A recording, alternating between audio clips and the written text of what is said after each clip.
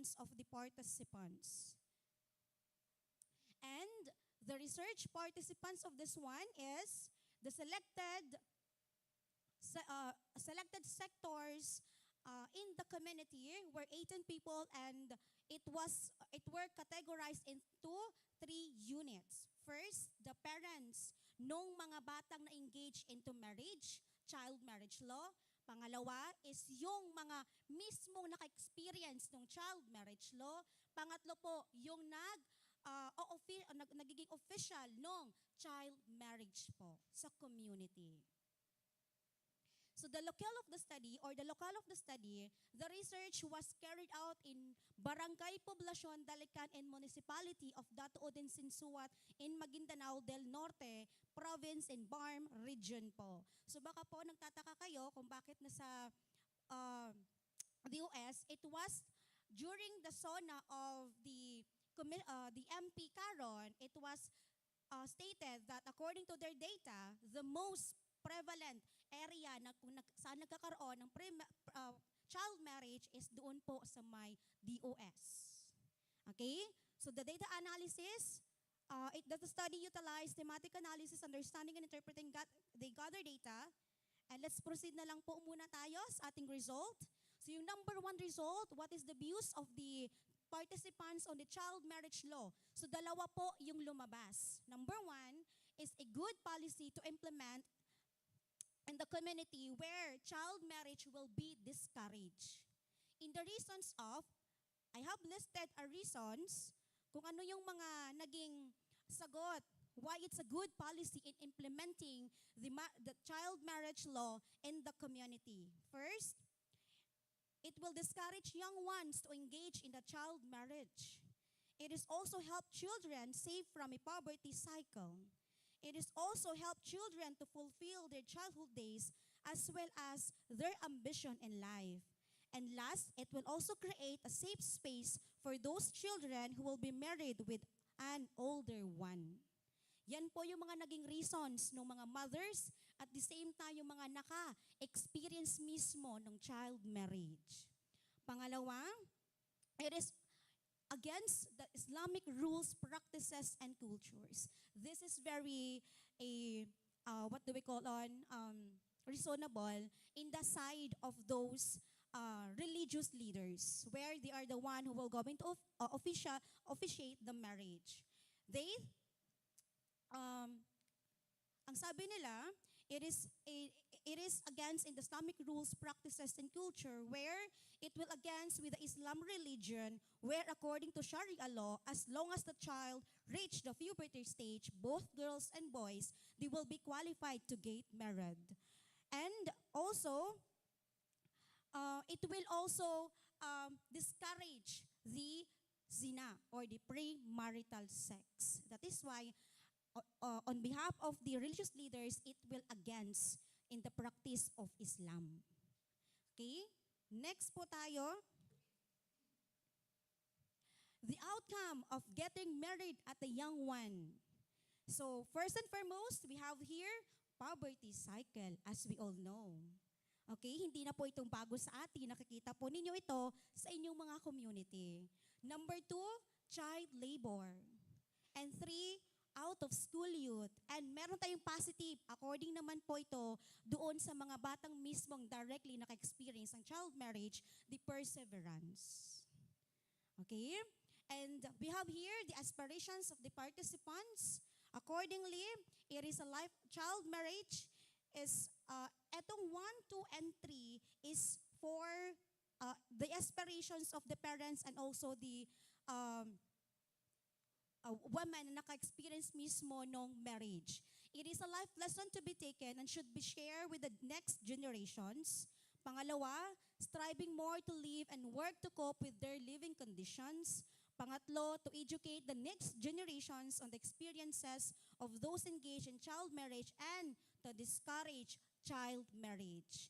And last, lesson to strive in more achieving their dreams, to be a reminder to keep within themselves, to control their emotions in terms of committing to a relationship with that child marriage will be discouraged on the side of the religious leaders po. And that will be, and next po is the recommendations, or let's proceed na lang po sa recommendations ng ating mga participants. According to the participants, the community should claim that there should be an integrations of ground preparations and interventions in the community prior to the full implementations of child marriage law in the community, particularly in Muslims and indigenous communities where the law is mostly directly impacted, like educating people about the law through fervent advocacy from duty bearers, trainings and seminars on its meanings and penalties. Pangalawa, okay, thank you so much.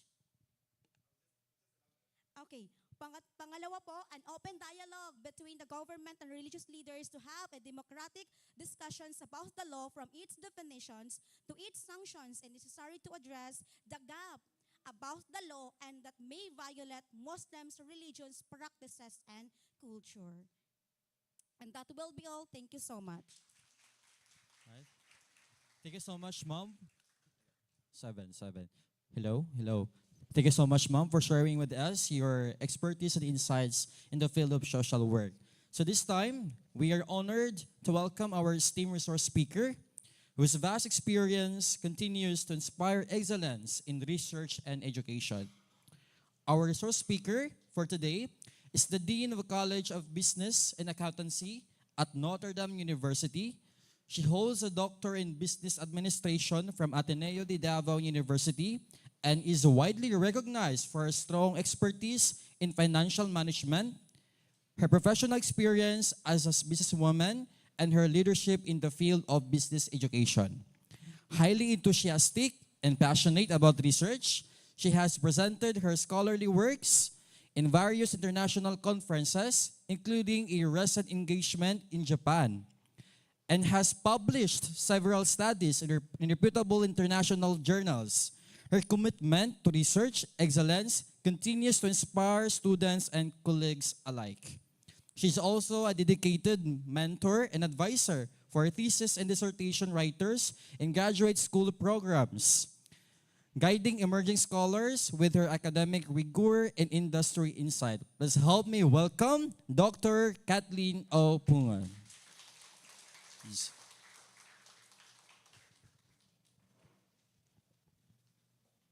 Thank you. Thank you for the thoughtful introduction.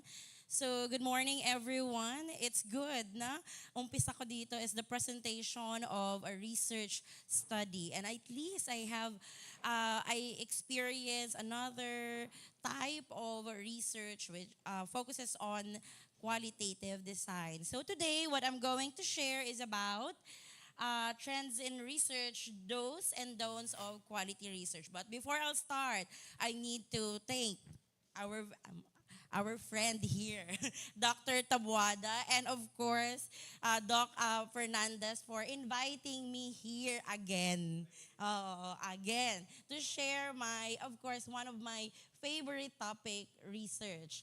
So, yes, today I'm going to share three things. First, the trend. Second, the do's and the don'ts. Part of my lectures or part of my topic is actually a classic one because it's still part of the trend. So, to start, let me first discuss why we need to understand the trend. Especially, I know, that's why I did not expect or I did not include the importance of research because I believe your teacher already discussed this with you. But I think we need to discuss also the importance of research trends. Why we need to understand the research trends. Okay? Ako ba ang... Thank you. So we need to understand the research trends for these reasons. Okay, remember, what is trend? When you say trend, it is a behavior, it's a pattern. We need to analyze, as a researcher, we need to analyze. Kanina, qualitative research. Tinignan niya ang trend, ang behavior, trends ng aspiration, trends ng mga the consequences of child marriage. why there is a need to understand the trend in order to address or to get idea from that and to address the problem. That's an evidence-based decision making. So we need to, wait, bakit na ba, nauna na. Okay. So why? First, why we need to understand a research trend. Research evolves rapidly. Oo, mabilis na. Dati, we focus on qualitative or quantitative and qualitative. Now, we have both. We use two methods. Also, yung idea natin ngayon is driven by technology. Gumagamit na tayo ng AI to analyze the data. We use AI to understand the phenomenon and sometimes help us to solve the problem. Wala tayong problema dyan. As long as later, I will discuss the ethical part of that.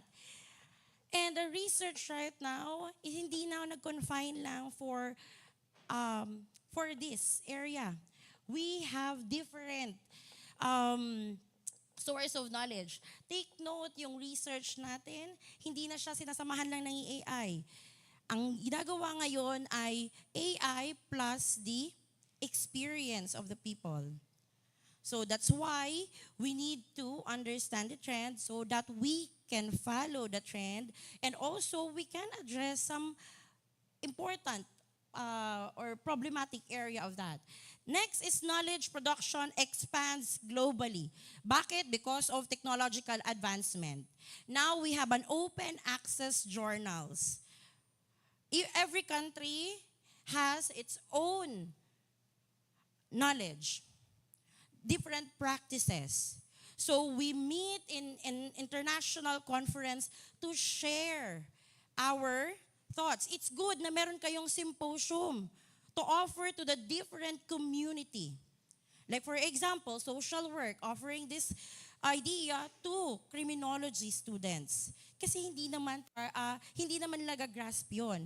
And also, this knowledge is very important to them. Also, same thing, hindi lang siya nakakonfine dapat dito. Yung researches ninyo, nasi-share ninyo dapat sa community. Because the importance of research is to solve community problem. Remember, we are social science. Diba? Ang social science, we most of the time, ang ginagawa natin is to solve community problems. So yung mga research ninyo, nakita kong research kanina, napakaganda. It can solve a problem in our community. Not community lang sa Cotabato City, not community in Dalican, but the whole community of Barm region as well as other Muslim countries. Kasi we are experiencing the same problem. So maybe our practices here can be used to solve their problem. That's why dapat hindi lang siya nakakonfine. So kaya nga isa sa mga trend ngayon, itong research symposium. Hindi lang to requirement for the students. Hindi lang to requirement para sa estudyante kasi baka iisip nyo pahirapan lang ang estudyante. No, ginagawa siya to disseminate information, to contribute to community. Kasi yan isa sa mga trend ngayon in research. Hindi lang yan siya nakakonfine sa ating mga hardbound thesis. Kailangan, after magawa yung thesis, kailangan nating ma-publish, ma-share sa community, ma-present sa community. Malay natin, sa tingin nyo, ay, napakaliit lang tong research ko, pero sa mga community, napakalaki. That's why we need to share our idea. Next is technology changes methodology. Iba-iba na tayo ngayon ng methodology. Napakabilis na. Specifically, like for example, pag-analyze ng ating data. Hindi na siya, dati, Excel, okay na tayo. Ngayon, may AI na tayo to help analyze big data. Okay? Ngayon, dahil nga may tulong na ng AI, marami nang nagiging risk taker, pumupunta sa mixed method or higher type of analysis, meta-analysis, in order to really analyze the data and to give meaning out of this data. Next is ethical expectation. Of course, isa sa mga trend ngayon is the privacy. Kasi nga, research is everywhere. All groups, as long as, kasi tingin ng researcher, maganda itong grupo na ito, since ito yung nasa media, nasa limelight. Dahil vulnerable group sila, maraming sponsor ang bibili sa akin. Kasi nga, like for example, ang mga research natin, pwede tayong magpagkitaan, tama? Pwede tayong kikita. Maraming mga NGOs willing to pay for your researches. Okay? Willing to pay for your researches. So, dahil nga maraming NGO na willing to pay for your researches, maraming researcher ang ginagawa nilang pangkabuhayan yung research. And then, dahil nga pangkabuhayan, kailangan nila makahanap ng very problematic area to the extent nagkakaroon ng problema. Nababiolate nila yung rights ng mga participants, ng researcher, or even the quality of research in order para lang ma-follow yung gusto ng mga sponsors nila. So, tayo as a researcher, we need to be mindful of this. Hindi lang tayo gagawa ng research just to get what we want. We need to consider the privacy. We need to be accountable for our data, for our research, for our information. Kasi that information might lead to a bigger problem soon. So you need to be accountable. You need to be responsible in doing this. So I'll discuss this later. May mga specifics ako na ibibigay. Okay, so there are 3 categories of research trends. Actually, I mentioned this. Technological trends, methodological innovation, and ethical expectations. So for technological advances in research, we have AI analysis. We use AI, artificial intelligence, in order to analyze our data. Okay? Kung tayo, nakufocus lang. For example, nag-interview tayo. Meron tayong 5-10 respondents. Para sa atin, madali lang yon kasi iilang data lang yon. But there are researches na maraming respondents. Kung gumagawa ka ng qualitative, mahihirapan ka. Like for example, gumagawa ka ng thematic analysis, tapos lahat ng mga sinasabi nila na umabot ng 500, 600, 1,000 comments, suggestions, practices. So, ang mangyayari ngayon sa'yo, matatagalan ka. So, now we use AI. Later, I will give example what type of AI you can use for data analysis. Okay, alam ko tapos na kasi nga may research presentation na kayo. But yung sa mga gagawa pa ng mga researches, you can use this AI. So later, of course, hindi naman siya ginagawa we take advantage of the technology. But we don't take advantage this technology for for example, para mandaya. No, we use this so that we can be efficient as a researcher. We can grasp another perspective kasi AI might give you another perspective na hindi mo nakita as a researcher. Okay? What you need to do, kaya nga part ng ethical concerns natin ngayon, you need to read, validate the result.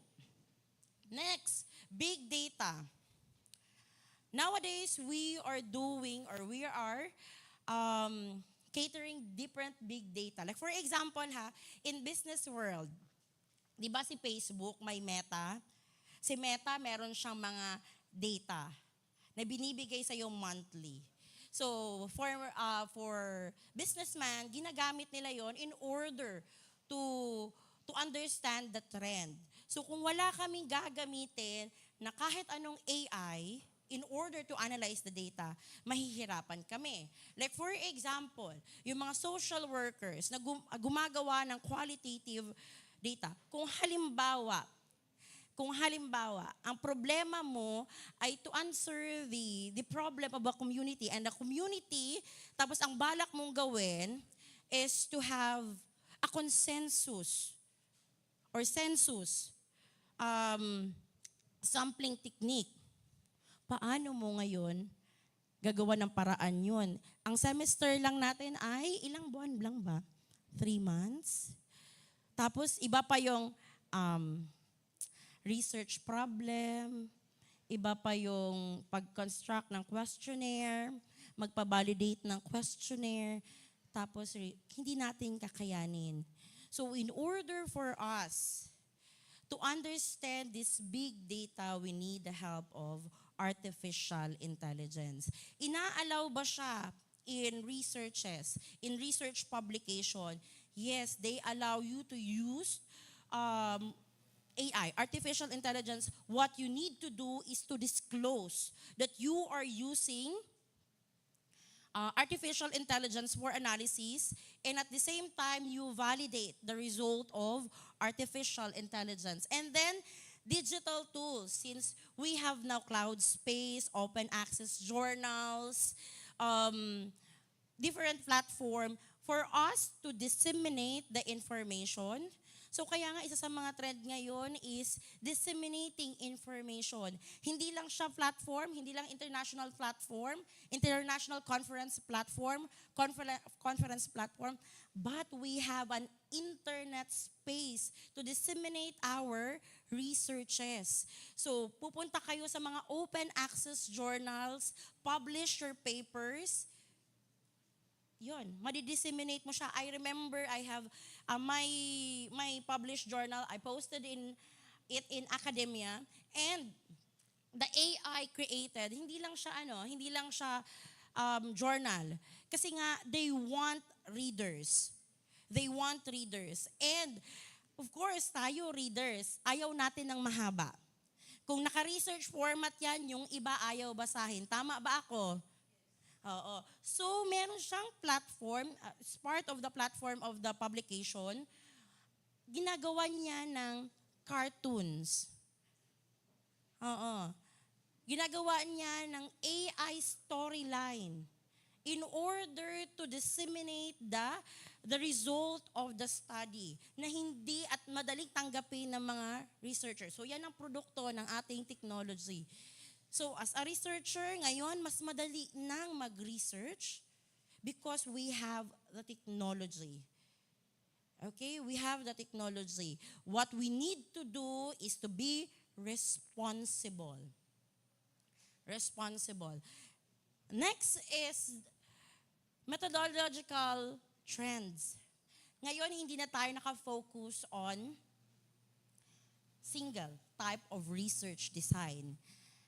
Qualitative, quantitative, we do both. Or other forms of design. Bakit? Why we need to have this kind or to follow this trend? Kasi this trend, this mixed method, ano bang mixed method? Qualitative. Like for example, qualitative, nag-survey ka. Di ba minsan yung familiar kayo na survey, satisfied, not satisfied, ganun siya, di ba? Qualitative ang result, quantitative ang result nun. Tapos, may result. Iba-validate mo. Tama ba? Na-satisfied ka. So, ngayon nagkakaroon ng validation. So, bakit nagiging sikat si mixed method? Kasi nga, because of the quality research na napuproduce ni mixed method. Okay? Like for example, the research of Sir Harold is considered as a mixed method, or it's a mixed method. Nag-quantitative siya, and then he validated the result to its respondents.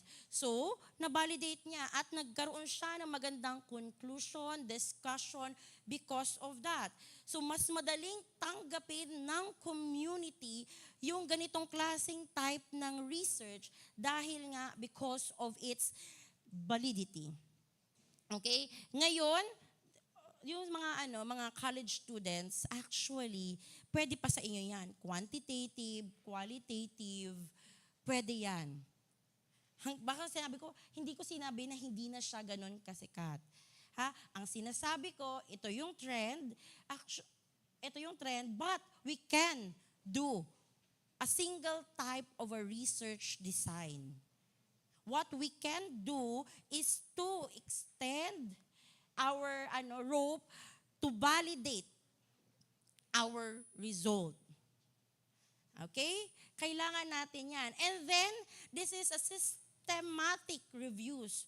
What is systematic reviews? So, ang systematic review is a comprehensive type of a review of research. Kung kanina sa mixed method, sinasabi niya, pwedeng mag-combine ng different type of researches. Sa systematic reviews, gagawan ka, kailangan mo mag-define ng problem, and then you need to ways. You can develop different ways how to solve this problem.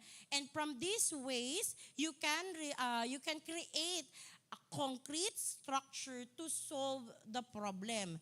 As a very matrabaho na study or na research wherein ang gagawin mo dyan is to create a structure for your research.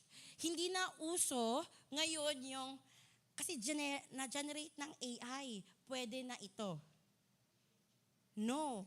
Kasi nga nauso yung technological advancement, nauso si AI sa pag-analyze. Ngayon, hindi na ganon katanggap kapag halimbawa, naglabas ka ng result without validation. So, you need to validate. So, yan dyan yung systematic review. Next is, meron dito, focus na rin yung interdisciplinary approaches. So like for example, si social science makipag-partner kay criminology or si Teresa makipag-partner kay criminology to create a research. Like for example, I have this interdisciplinary research. Ang namin that time, ang research ko is a change management. Kasi I'm in finance, I'm in management, and siya nasa psychology, partner ko from Ateneo ADMU, Manila University, and psychology siya. So since ang ginawa namin is naghanap kami kung saan kami pwedeng topic na pwedeng mag-meet yung aming area of discipline. So ang area of discipline namin is in management. Specifically sa behavior ng tao when it comes to change. So, maganda yung research. Until now, ginagamit pa rin siya, publish yung paper. So, pero hindi siya napagpatuloy specifically for this area kasi natapos yung program. Pero natinapos nila sa Luzon, yung study. Next is, hindi lang interdisciplinary. I forgot, but this is one of the important trend in the research right now. It's transdisciplinary, hindi transgender. Ha? Alam ko sikat ang transgender, but hindi yan tungkol sa pagiging transgender. Transdisciplinary meaning academe, discipline-based, and the stakeholder, and the community. Isa yan siya sa mga trend ngayon. Lalo na pag naghahanap kayo ng sponsor, you should, like ang mga grants, go for a transdisciplinary type of research. So like for example, may nagawa ka ba? As of now, wala pa akong ginagawa. More on discipline-based research ang ginagawa ko. More on interdisciplinary and discipline-based ang ginagawa ko. So if you're disciplined, like for example, the social science, pwede siyang makipag-partner sa DSWD or sa barangay or sa LGU.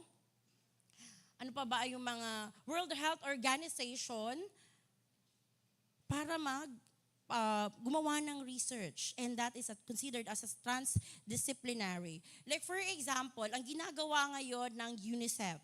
Pero si UNICEF, ang ginawa niya is naghanap siya ng partner, academic partner, pero hindi naman sa sariling field. May iba't ibang field na hinanap siya, from health, from science, at kung ano-ano pang hinahanap niya, to create research or to solve a certain problem in the community, and also to develop a new product to address this problem.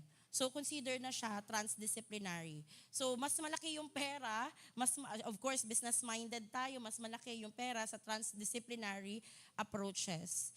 Okay? Pero yun nga lang, malaki-laki rin yung requirement doon sa type ng research na yon. But if you understand research, madaling makakuha niyan.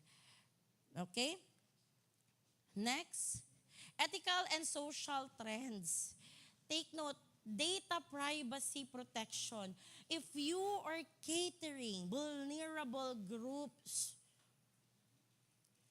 pag sinabi nating vulnerable groups, ito yung mga rape victims, mga indigenous people. So, or even kayo, pagtao, hayop, considered vulnerable group yan kasi hindi man yan makadecide. So you need to get their consent. Before mag-distribute ng survey questionnaire, you need to ask their consent. Lalo na pag kinukuha nyo yung information nila, personal information nila. So you need to get their consent. Sa mga researches ngayon, sa mga publication ngayon, hinihingi yan. Hinihingi yan. Merong declaration that you undergone this consent process, this data privacy consent, and so on. Hinahanap siya ng mga publication. Kasi pwede silang makasuhan.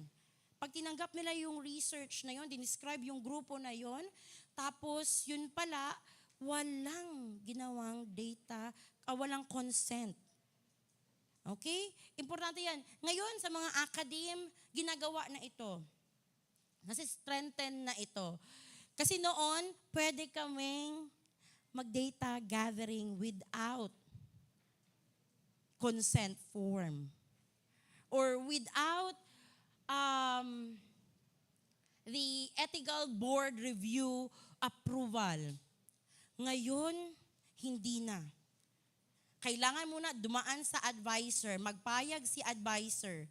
Dati, okay na si advisor, pag nagpayag si advisor mag data gathering, pwede na. Ngayon, hindi na pwede. Kailangan na kunin ang consent ni advisor, ni dean, ni chair, ni dean, at ng university president or ng institution kung saan kayo mag-data gathering. Maganda, lalo na sa mga social science kasi tayo lagi yung affected nito. Kasi maganda yung mga study na dapat, like for example, based sa community. So kapag nakapagpaalam tayo kay barangay chairman, nakapagpaalam tayo kay mayor, okay yun. Dapat ginagawa natin yun. Okay? Kanina, sabi ko, uy, maganda yung study nila and it's good na tinutulungan sila ng community to get data they need for their research. Okay? So, ang importante doon is the consent. Next is enhancing transparency standards. So, bakit kailangan ito? Anong transparency standards? There are times na may error tayo sa research. May limitation yung research natin. Like for example, we are doing a quantitative analysis and hindi natin na-meet yung standards, like for example ng independent t-test. Kasi pag independent t-test yan, kailangan ng normally distributed data. Hindi natin, usually ang mga researchers, hindi yan pinapansin. It's very important kasi makaka-apekto siya sa result ng data, sa analysis ng data, at sa mga gagamit, alam nila kung ano yung limitation nila when they are using your research. So like for example, Sabi nyo, itong community lang ito ang nakuha ko. Kasi ito lang yung pumayag. You need to explain that or you need to disclose that in your research. Hindi kayo babagsak dahil dyan. Okay? Hindi kayo babagsak dahil dyan. Kasi you are telling the truth about your research. Like for example, in my case, my dissertation is about investment decision of the multipurpose cooperatives in Soc-Sargen region. So my hypothesis is yung mga factors na in-identify ko nakaka-apekto doon sa decision making ng mga multipurpose cooperatives. And ang result ko, kahit anong gawin, hindi talaga sinasabi o hindi siya significant influencer ng ganong klaseng investment decision. So sabi ko, I need to present this result. Also, I disclose my limitation of my statistical procedure. Gumamit lang ako ng binary logistic to understand. And the limitation of that, kasi nagkaroon ng pandemic. So, kung ako, that time very depressed ako. Kasi nga, hindi ko nami-meet yung standards ng study. But I have a very good advisor. I have very good mentors. Guided me throughout how to navigate this kind of problem. Nagka-problema ako. Pandemic, kailangan ko kasi ang sinuggest ko at sinuggest ng aking advisor is census. So, ibig sabihin, kukunin ko lahat ng mga interviewin ko lahat ng mga multipurpose cooperatives sa Soc-Sargen region. May mga part kasi sa Soc-Sargen region na hindi ko kayang puntahan. No? So, may time pa kasi pumunta talaga ako. Akala ko lang sa gitna lang siya ng field. Yung pala, 3 bundok na ang pinuntahan ko, hindi ko pa napupuntahan yung opisina. Kasi ganun kalawak yung farm bill nila. So, I need to disclose that to my advisor. So, sabi ko, tapos, and then pandemic hit. Hindi na kailangan 100, actually 90 pa lang na interview ko. Dahil nga pandemic, nagbunga yung bumilis yung advancement ng technology. So, yung pinayagan ako mag-data gathering gamit ang video call. Pero yung iba, dahil nga multipurpose cooperative, wala silang Facebook. Ang alam lang nila cellphone at hindi ako pinapayagan ng aking advisor that time at ng panel that time to do this kind of approach. So, pero pinayagan nila ako, nagpaalam ako. Sabi ko, hindi natin matatapos yung study. And I believe yung number of data ko, given na I did this using an interview method, I can generate a reliable result.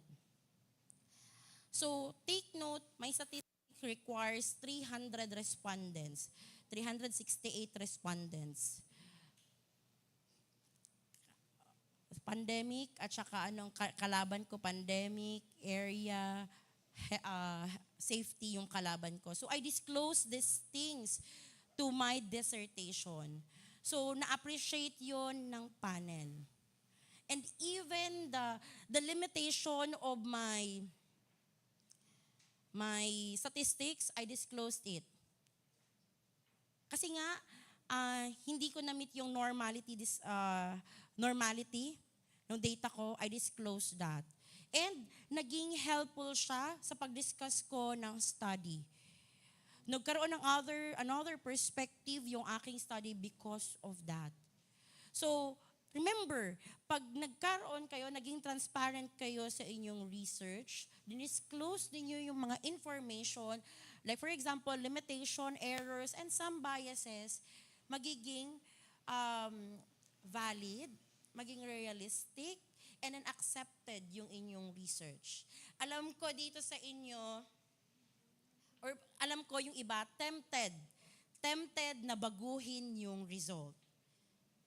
attempted baguhin ang result kasi hindi ito yung sinasabi ng theory. Hindi ito yung sinasabi ng theory. So, babaguhin ko ang aking result. Ima-manipulate ko ang result. No. Do not do that. Kasi when you allow the result of your study to be presented, magkaka-generate siya ng another idea. Sabi that time ng aking advisor, sabi niya, go, present that.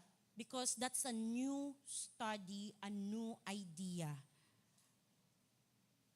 This is a new idea. We should not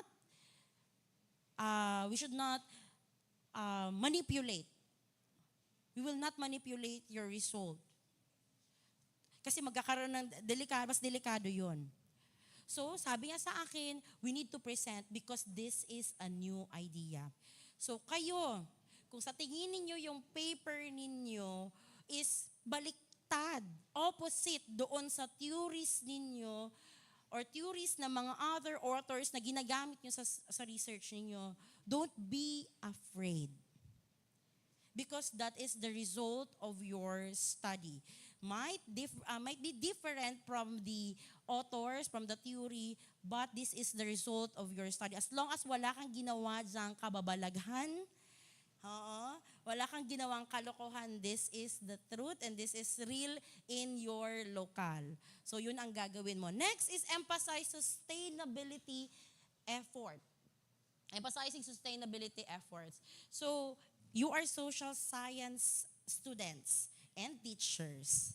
Of course. So ang gagawin natin in order to follow this trend or to be on the trend, dapat our study is about addressing social needs, social problem, and focusing on sustainability.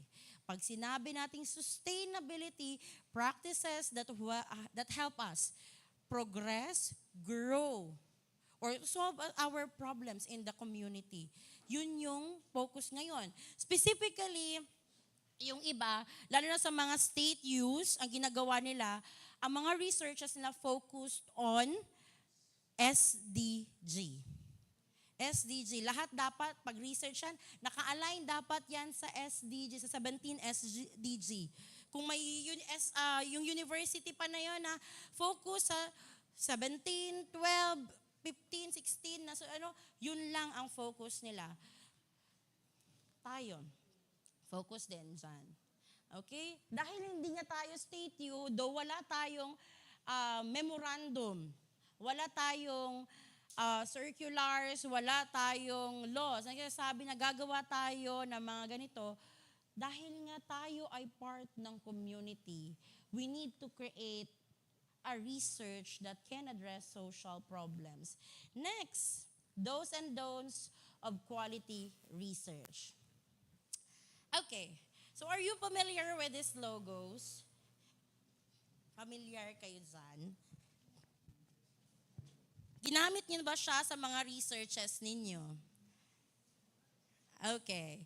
So itong part na ito is actually a classic way of doing research.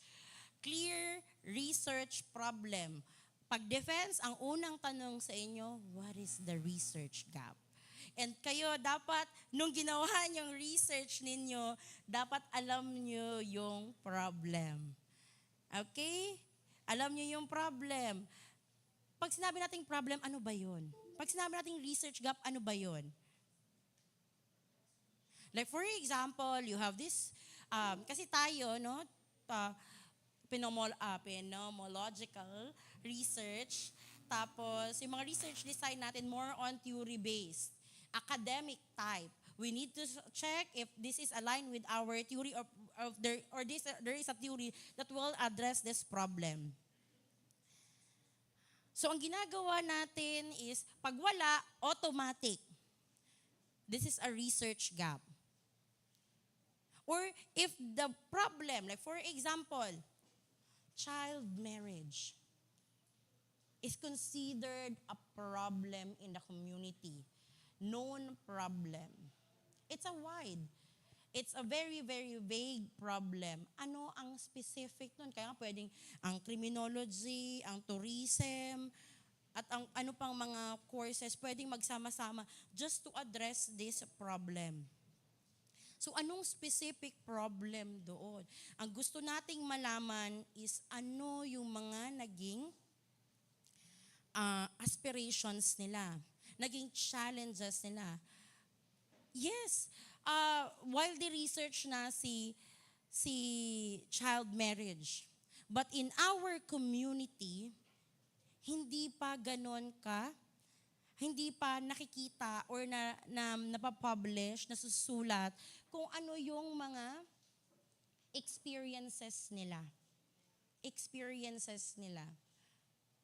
No? Actually, pwede yun. Mahalaga yun na research in our community to address this kind of problem. Because the community believe this is a problem. Kasi may mga community na naniwala sila na hindi yun problema. But since we understand that this is a problem, we need to understand.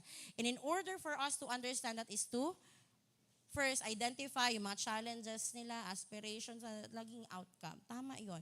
Na-identify niya yung research problem doon. And also address the research problem. Next is comprehensive literature review. Bakit hindi ko dito? Actually, kung dito ngayon, ang mga ginagawa ng estudyante, tinatanong si ChatGPT, Gemini, at kung ano pang AI, ChatGPT, give me a research title. Oo. Ginawa nyo? Nagtawa kayo. Oo. Yun ang ginagawa ng remember, si ChatGPT cannot solve our problem in the community. Oo, we'll just replicate kung ano yung mga nasa internet and will not really solve the problem. Baka bigyan ka ni research ni ChatGPT dahil nga, ay maganda pakinggan, ito ang i-research ko. Kahit sabihin mo pa kay ChatGPT, give me a research that aligns the needs of Barm region, hindi ka bibigyan ng Nobel type of research ni ChatGPT dahil wala siyang experience sa community. Okay? Uy, bakit nag-isig? Okay. Comprehensive literature review, kailangan natin magbasa. So we need the help of AI for this. Kasi nga kukonti lang, kung nagbabasa tayo, ilang buwan din yan. Pero do not use ChatGPT for literature review. Sino dito ang gumamit ng ChatGPT, Gemini, Perplexity, Copilot for the literature review? Kung gumamit kayo, please review. Because that is not una, hindi mo siya, kung ChatGPT yan, bibigyan ka niya ng source, bibigyan ka niya ng author, pero pag binasa mo yung article na yon, kung anong sinabi niya about the article ay hindi aligned doon. Please check. Like for example, may echo? Oo. May echo kanina. Please check. Even Copilot na connected siya sa internet, in the real-time data, Copilot will not give you a reliable source, a reliable literature. Bibigyan ka ni ChatGPT ng isa. Sa lahat ng sinabi niyang literature review ng study mo, isa lang. Out of the many. Kahit pa plus yung ginamit niyo kay ChatGPT.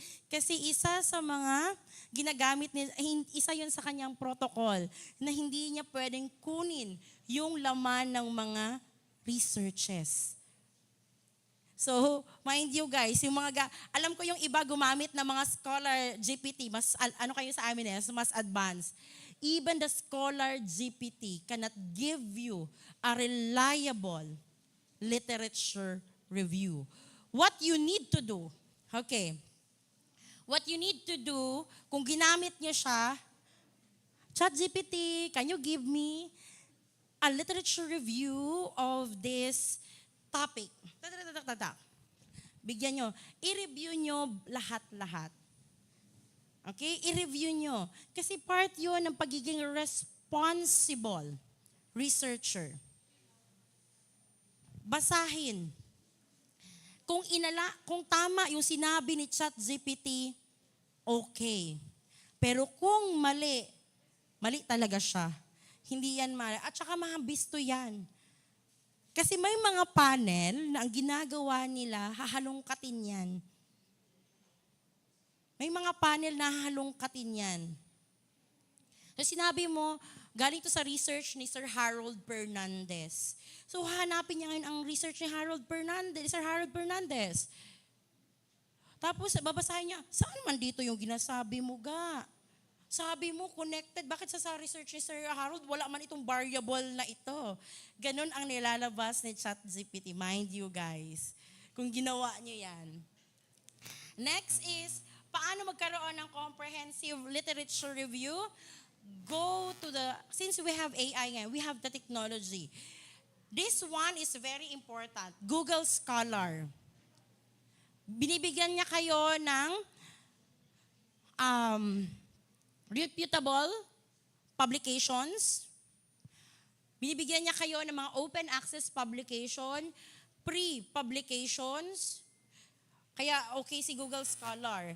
Next, pero bibigyan niya lang kayo ng suggested journals. Pero hindi niya kayo bibigyan ng mga web map. Si Research Rabbit, dati ko na siyang ginagamit before, pero nagulat ako nung tinignan ko siya ngayon. Naka-infuse na yung AI. Yes. Dati walang AI si Research Rabbit. Nung ginagamit ko pa, ilang taon na ba ako gumagamit ng AI, ng Research Rabbit? Medyo matagal-tagal na. Pero kasi, kakabukas ko lang siya sa kay Research Rabbit lately at nagulat ako, may AI na siya. Noon, why I love Research Rabbit? Kasi, Research Rabbit, for example, your topic is about child marriage. Click child marriage. Bibigyan ka niya ng open access journals. So, ibig sabihin, pag open access, you can access it for free.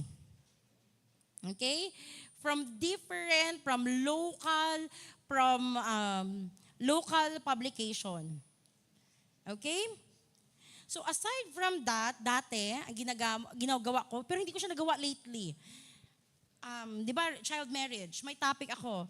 Maghahanap pa ako ng ibang authors. Bibigyan ka ni Research Rabbit ng mga authors aligned sa child marriage. At paano, kailan, sino ang nag-ugat nung topic na yon. Which is very good sa inyong literature review kasi may mga panel na nagtatanong paano na-develop ang theory na ito?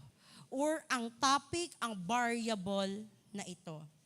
And that Research Rabbit will help you understand how this variable develop in this community or in the world.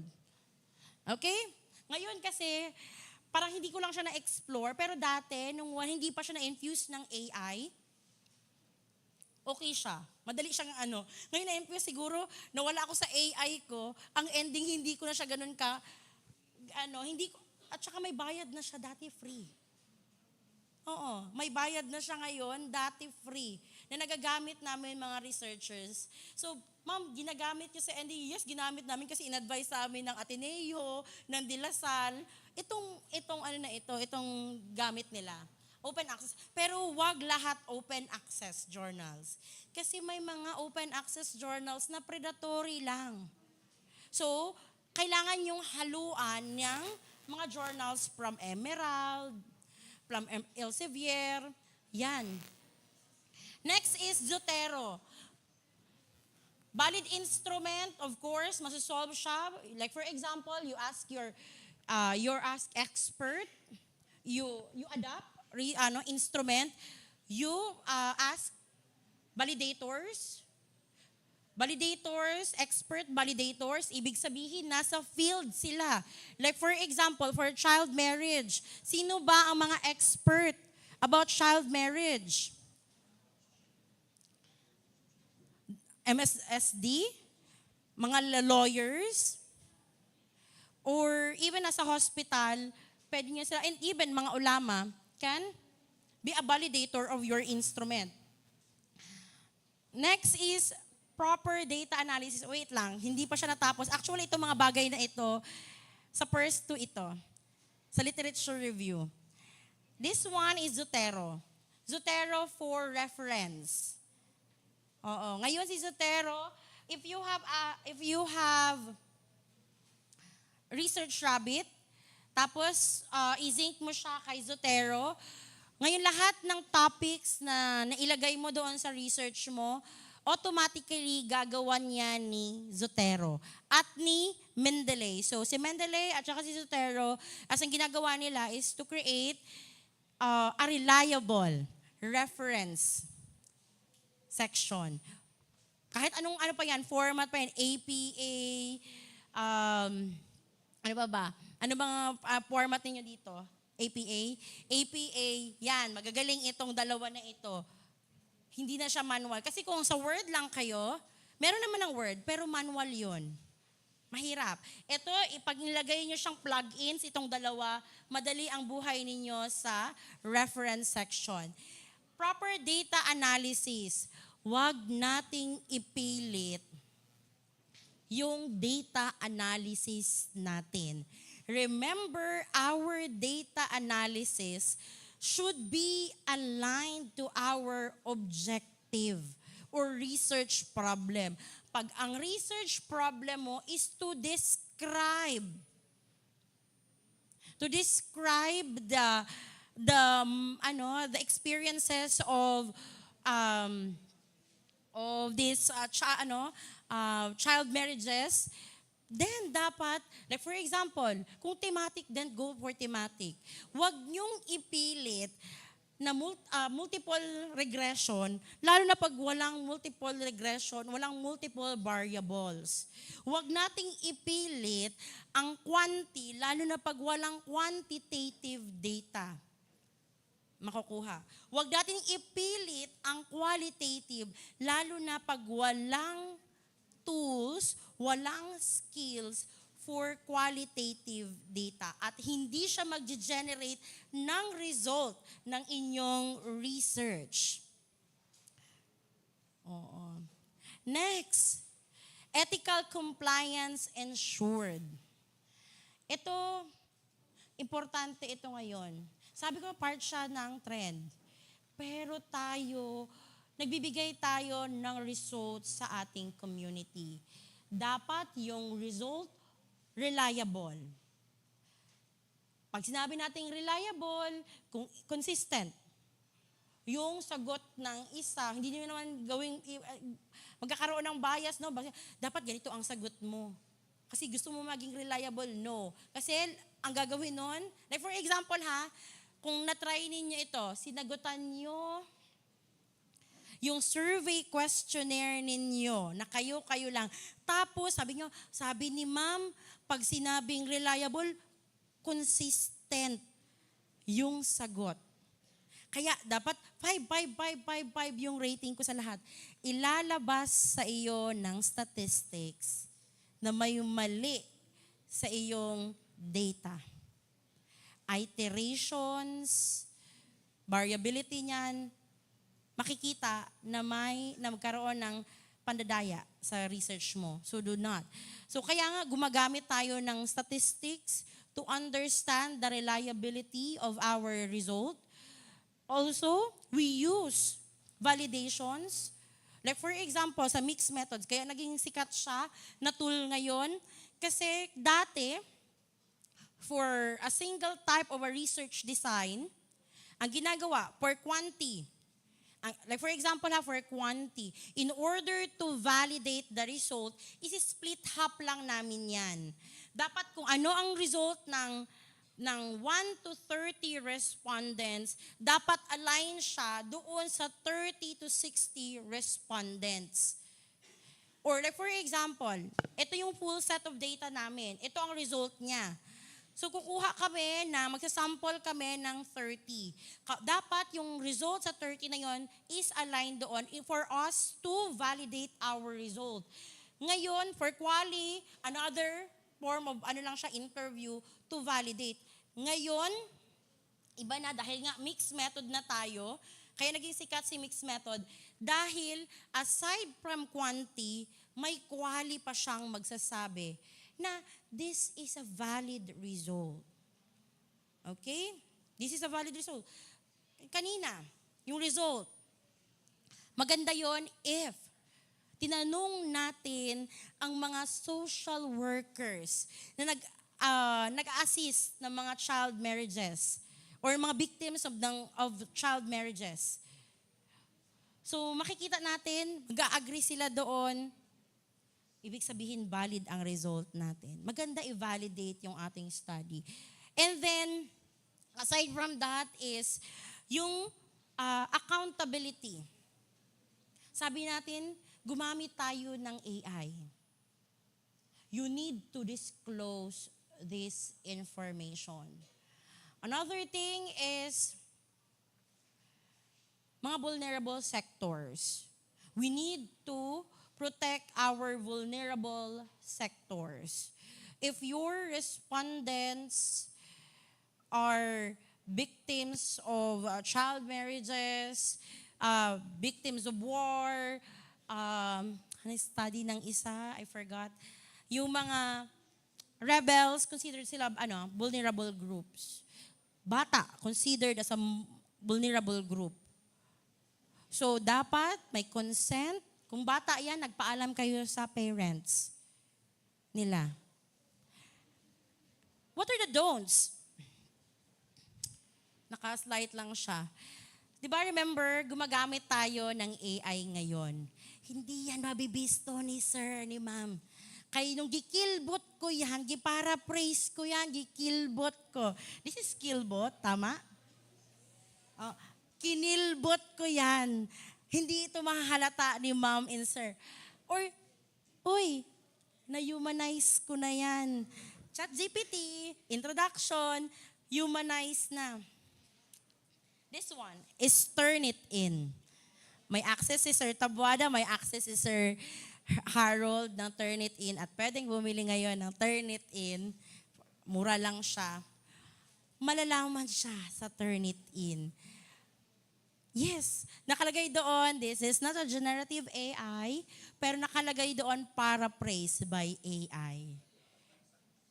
Mabibisto na siya. Ganon siya ka-high-tech ngayon. Oo. Mamahalata siya, mahalata.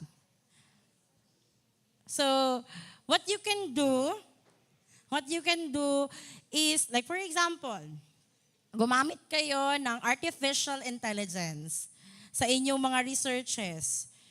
No, kasi dapat i-take advantage natin yan. Sayang. Pero you need to read and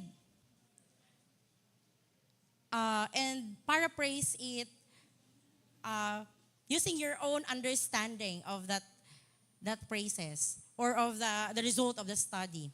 Kasi mahirap yun. Binigyan ka na nga ng AI ng topic. Pinagawa mo pa siya ng introduction, hindi mo pa talaga binasa, sinubmit mo na lang. Di ba? Masama iyon.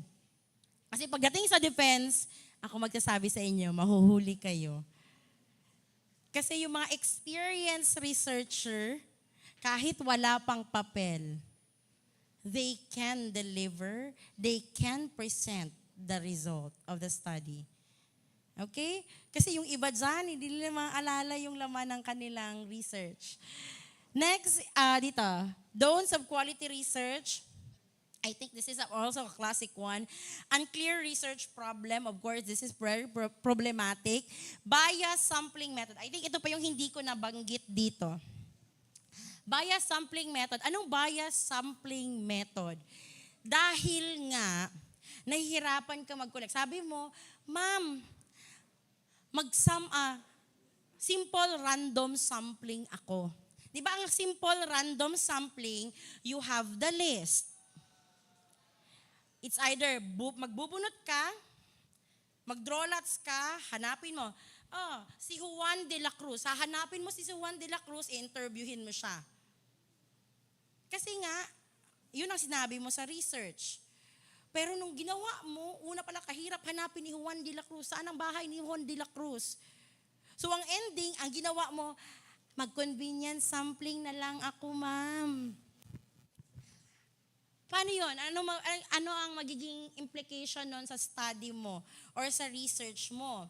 Kasi nga, gumagawa ka ng quantitative study. So dahil nga gumagawa ka ng quantitative, dapat probability sampling method. Yung simple random, stratified sampling, ganyan siya. Pero dahil nga nahirapan ka, go, convenience sampling. Well, we can address that, i-disclose mo lang, nahirapan ka ng simple random, kaya naging convenience sampling. Sino makita mo dyan? Interview.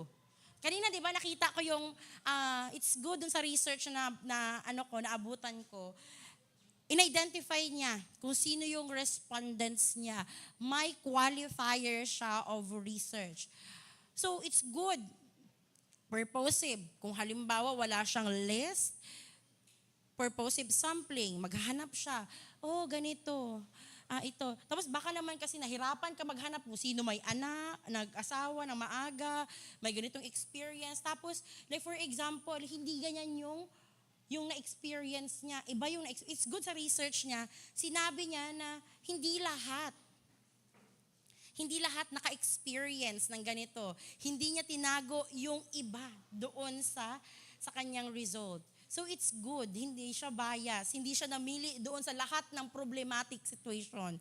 Kasi may mga researcher na ayaw nila na may tatalikwas doon kasi meron tayong preemptive result, no? May iniisip tayo, gusto natin i-preempt yung result, or gusto natin magkaroon ng result na align doon sa gusto natin. Lalo na pag may mga sponsors tayo, ang gagawin natin is, ikaw. Kasi alam ko kayo, mag-create kayo ng gusto kong result. That is a bias result. So, hindi siya pwede sa research. Magiging pangit yung research ninyo dahil nagiging bias kayo. Okay? Next is collecting data without approval. Coercion, bawal na bawal, pwede kayong kasuhan. Another thing na ginagawa ng estudyante, pa-survey lang without consent. Another thing, ang ginagawa ng estudyante, sila mismo ang gumagawa. Di ba masabi mo ito? Sila gumagawa. So, bawal yun. Kasi ang ending din yan, dinodrawingan mo yung sariling research mo. Hindi na siya nagiging reliable. Tapos, present mo siya dito sa symposium. Nalaman niya yung result mo. Ginamit niya sa kanyang sariling buhay. Sabi sa result na ito, dapat ganito ang gagawin. Ginawa niya, so dahil nga may ginawa ka dong mali sa research mo, nagiging mali yung decision niya dahil basihan yung mali mong research. Trash in, trash out. Okay? So wag gawin yon. Next, manipulating data result. No? So kung halimbawa wala lang talaga akong paniniwala doon sa research ko, I might manipulate my own data. Yung gusto ko lang, madalian ako sa, pag sinabi ng, this study, these factors influence this investment decision. Pag gusto ko lang ng madaling buhay, manipulate ko yung result. However, dahil nga truthful, as a researcher, dapat tayo ay truthful. Oo. Dapat i-deliver natin sa ating community the right information. Kasi remember, gagamitin ito ng ating community for decision, for policy making, at kung ano pa. Kaya dapat yung data natin hindi natin manipulate. Like for example, student level na manipulation, sinagutan ang sariling survey questionnaire. Okay? Hindi siya maganda. Kasi yung research ninyo, papakinabangan yan ng community. Hindi yan requirement lang sa school. Plagiarism and misinterpretation. Si plagiarism, ano bang plagiarism? Copy, paste, function. Ano? Wala ka. Kung anong sinulat ni Sir Harold, gi-copy and paste. Wala pa talaga gi-cite. Plagiarism. So sa plagiarism, of course, it's a form of cheating. Punishable yan sa school. Kung kami naman, researcher, kasi may mga faculty, mawawalan tayo ng credibility as a researcher. Oo. Mawawalan tayo ng credibility as a researcher. And then misrepresentation.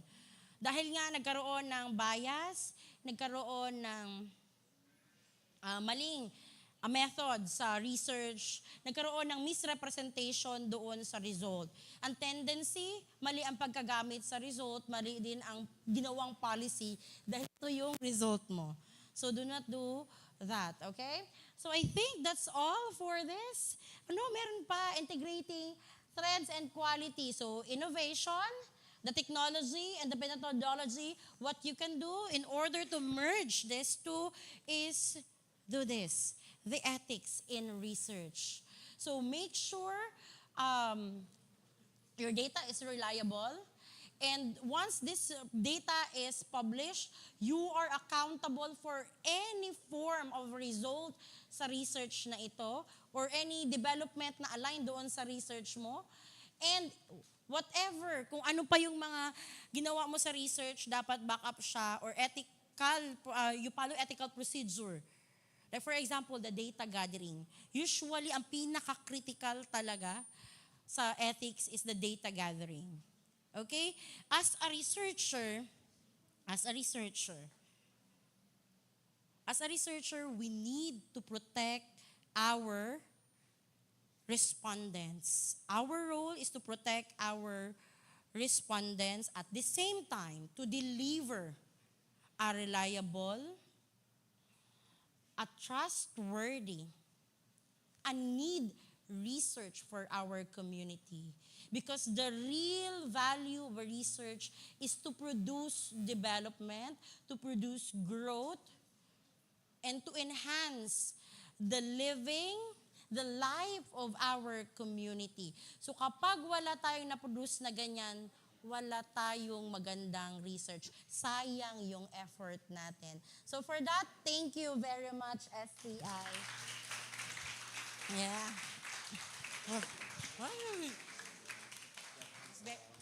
Kulang ba? Sabi kasi isang oras lang. Oo. Thank you so much, Mom, for sharing your expertise with us in relation to research excellence, especially the trends, the do's and don'ts, and the essential elements of producing quality research. We hope every one of us here has learned something valuable from your talk. Okay, in gratitude for your expertise, we will now be handling the certificate appreciation to our resource speaker.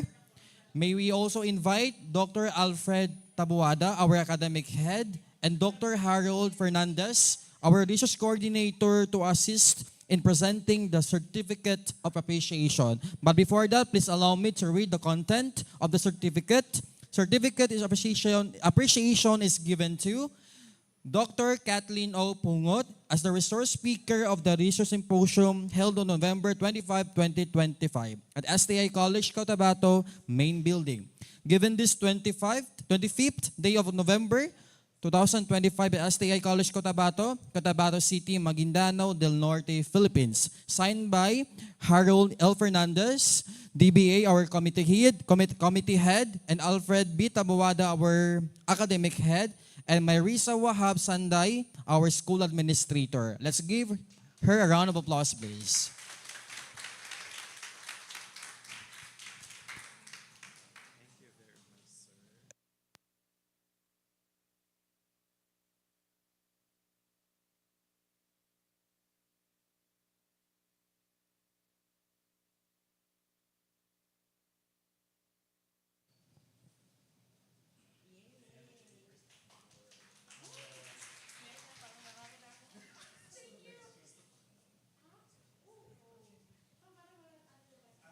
Okay, Deb.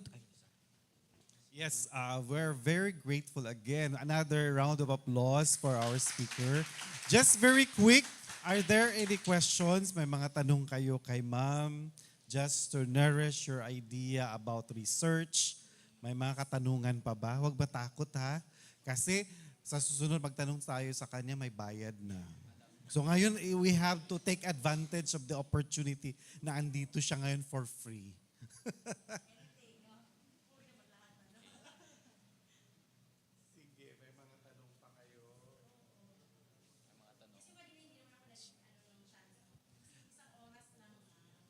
Ma'am, ako na lang siguro magtanong, ma'am, on their behalf. Kasi uso, naglipana ngayon kasi ang mga publications na may bayad. Okay? So, what's your comment about it? Just, that for the sake that they wanted their papers to be published, so they wanted to pay for it. Do you think that is, what's your take about that, ma'am? And can you give them idea where they can possibly publish their paper without or a very reputable publication that no payment involved? Thank you. Okay. Actually, una is to know your objective. Kasi each publication has its own objective. May mga publication na, like for example, open journal. And of course, they need operations or they need fund for their operations. So may hinihingi sila na minimal fee. So what you can do to check if they are predatory or not, check their ranking. Check their publication, check their serial number. Kung nandoon yan siya sa mga web research, go. Pag makita niyo siya sa Google Scholar, go. Pero kapag halimbawa expensive na, like for example, 15,000 and above, considered na yan siya predatory research. Tapos kapag halimbawa, try to check. Like for example, in your research, paano i-publish yung paper ninyo? The strategy na ginagawa ko. Di ba, you have your reference. Tignan nyo yung bawat journal dyan. Kung paano yung process, ano yung impact factor nila, the higher, the better. The higher, the better. Q1, Q2, Q3, Q4. Q1 okay lang. Q2 okay din. Q3, 4, may mga, yan siya, reputable. Very, very reputable research journal. Mahaba yung process, nung process niyan. But because they have this name, that's why they need this kind of process. So what you can do for you to publish your research, try to review the references. Kasi ganun man siya, mga publication, gusto nila na sinasite yung kanilang publication. The more citation, check nyo rin kung nasa site din yung mga publication na yun. Kapag hindi yan nasa site, may mga bogus dyan. Bogus yan sila. So try to check their publication. May isang AI tool akong ginagamit to check the publication. I forgot the name. But check, like for example, very simple checking na ginagawa ko is punta sa Google Scholar, tignan ko kung nandoon.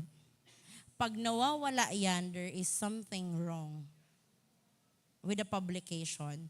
Okay? So, yun. Tignan nyo yung kung saan kayo, ang reference ninyo. Pili kayo dyan kung saan kayo pwede mag-publish and then pwede doon. Ganun yan siya. Okay? With that, ma'am, maraming salamat. Maraming salamat. I hope it will not be our second time with you, no? So palakpakan po natin si ma'am. In as much as you wanted to stay, but I know, alam mo, grabe niya ka-busy ha. That's why sabi ko, kahit lang 1 hour, ma'am, pagbigyan mo kami. So, at least sa pagbigyan tayo ni ma'am, palakpakan talaga natin siya. Kasi she's very busy right now. And because of our engagement, talagang she just sneak out for this. So, maraming salamat on behalf of STI College Cotabato, ma'am. Thank you.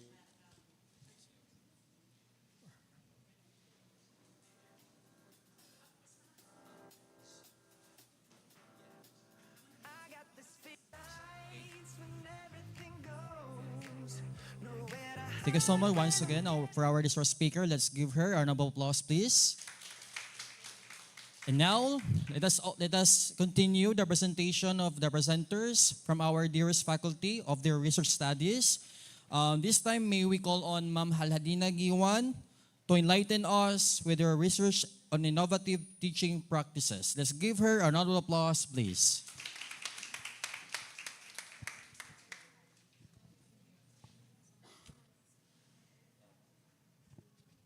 Okay, good morning everyone, especially to our guests for today's event. Good morning, ma'am. And now, today I'll be presenting my research during my undergrad titled Student-Parent Relationship and Adolescents Well-Being in Cotabato City.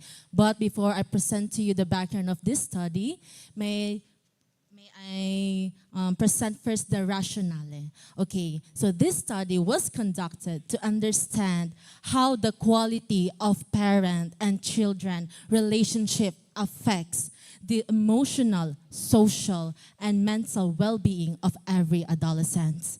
We observed that many students experience stress, pressure, and emotional challenges. And we want to know and explore how parental support plays a role in shaping the overall well-being of every adolescent.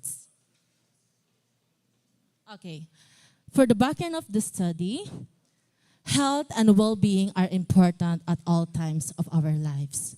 We thrive in a situation where we want to feel secured, safe, and respected.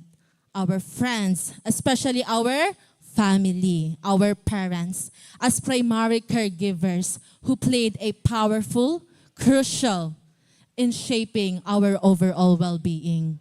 Their influence touches not only our emotion but also our physical, mental, and social development, of course, in the life of every young adolescent. The importance of parents during adolescence is deeply significant of this stage because it is filled with challenges, right? Of course, self-discovery and academic demands. Their love, guidance, and presence shape the confidence, emotional strength, and sense of direction for every young learners. Okay, according to the World Health Organization, almost 800,000 people die by suicide every year.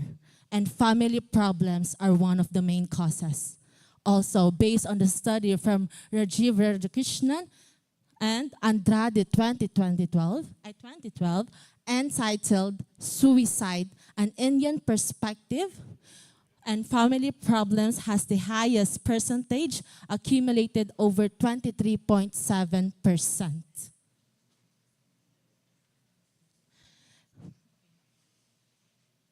The intention of this research is to determine if parental involvement has a ramification on the academic performance of the child together with the overall well-being. This study focuses on the children's experience towards parental guidance they have received and how it's affected to their overall development. It is consequential to understand the ecstasy of the children as for the reason of having the awareness to their characters. And from this section, it represents the statement of the problem where it outlines the central issues that this study seeks to address.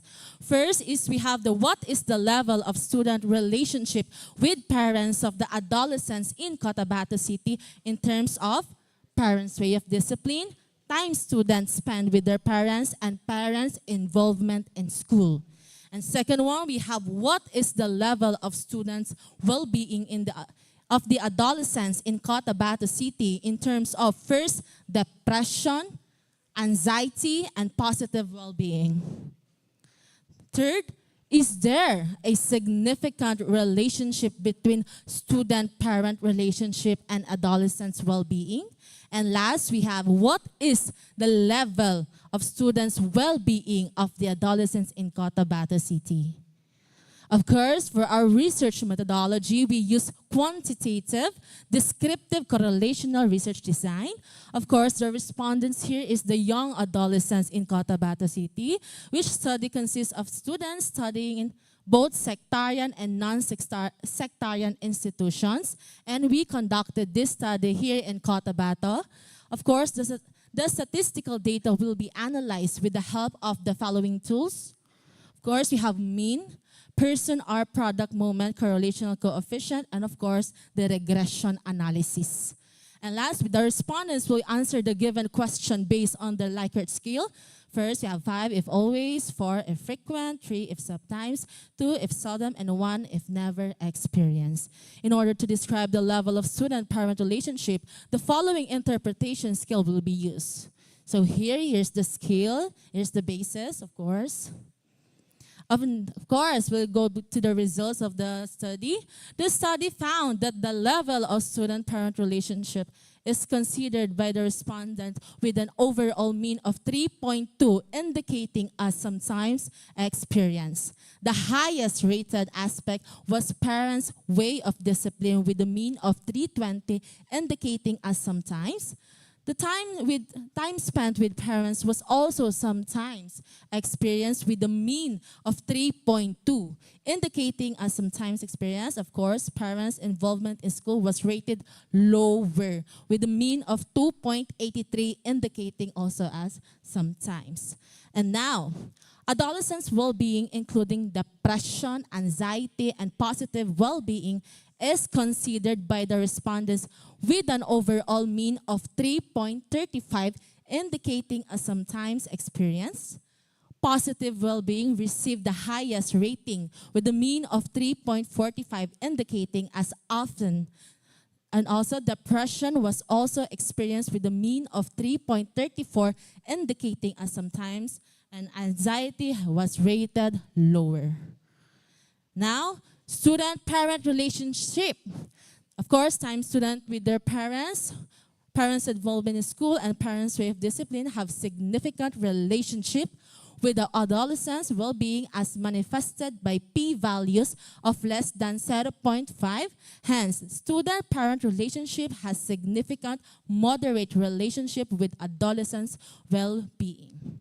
And last, we have the domains of student-parent relationship has significantly influenced adolescents' well-being of parents' involvement in school that has the most significant effect on the well-being of the students. Okay, and then let's proceed to the recommendation. Okay, conclusion first.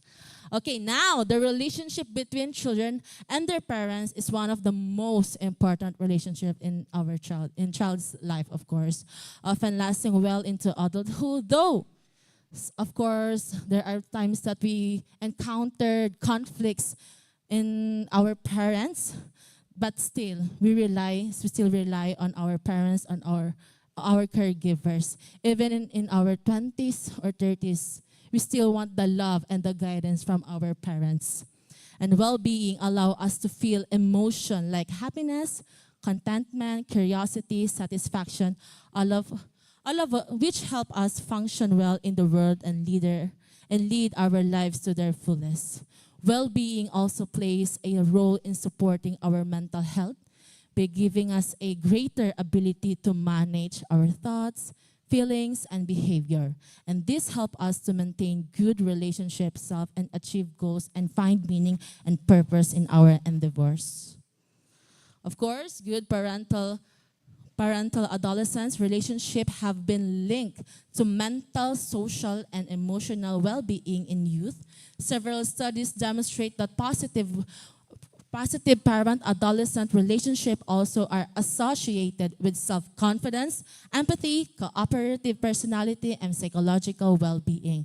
It is known that parents have a great influence on their children and can favor to the creation and consolidation of healthy habits, as well as provide them with necessary social and emotional stability, favor better relationship with peers, and consolidate habits that have a lasting impact on adult behavior. And now let's proceed to our recommendation to improve the students-parent relationship by organizing events such as family days, where students can participate in an interactive activities together, and of course with the parents.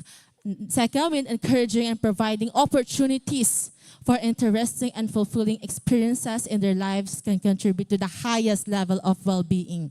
And of course, prioritize strengthen parents' involvement in their child's lives, include encouraging quality time spent with parents during weekends. We could spend time with our parents.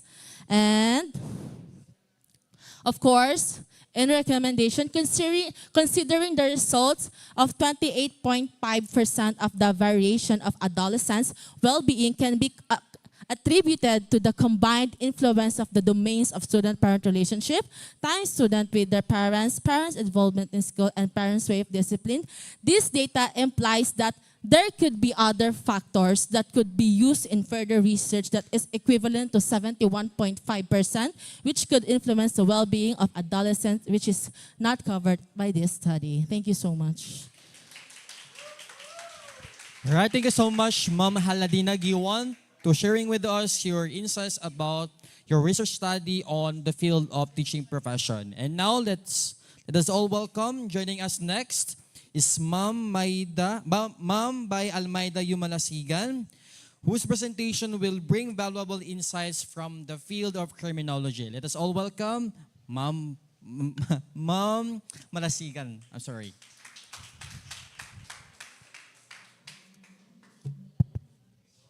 Okay, good morning, everyone. Today, I will present my research study titled The Negative Effects of Illegal Gambling at Barangay Poblacion Dalican, Datu, Udin, Sinsuat, Maguindanao del Norte. Now, before we move forward to the background of the study, I will now read the rationale of my study. Now, illegal gambling continues to be a widespread problem in many communities in the Philippines, including Barangay Poblacion, Dalican, Datu, Udin, Sinsuat, Maguindanao del Norte.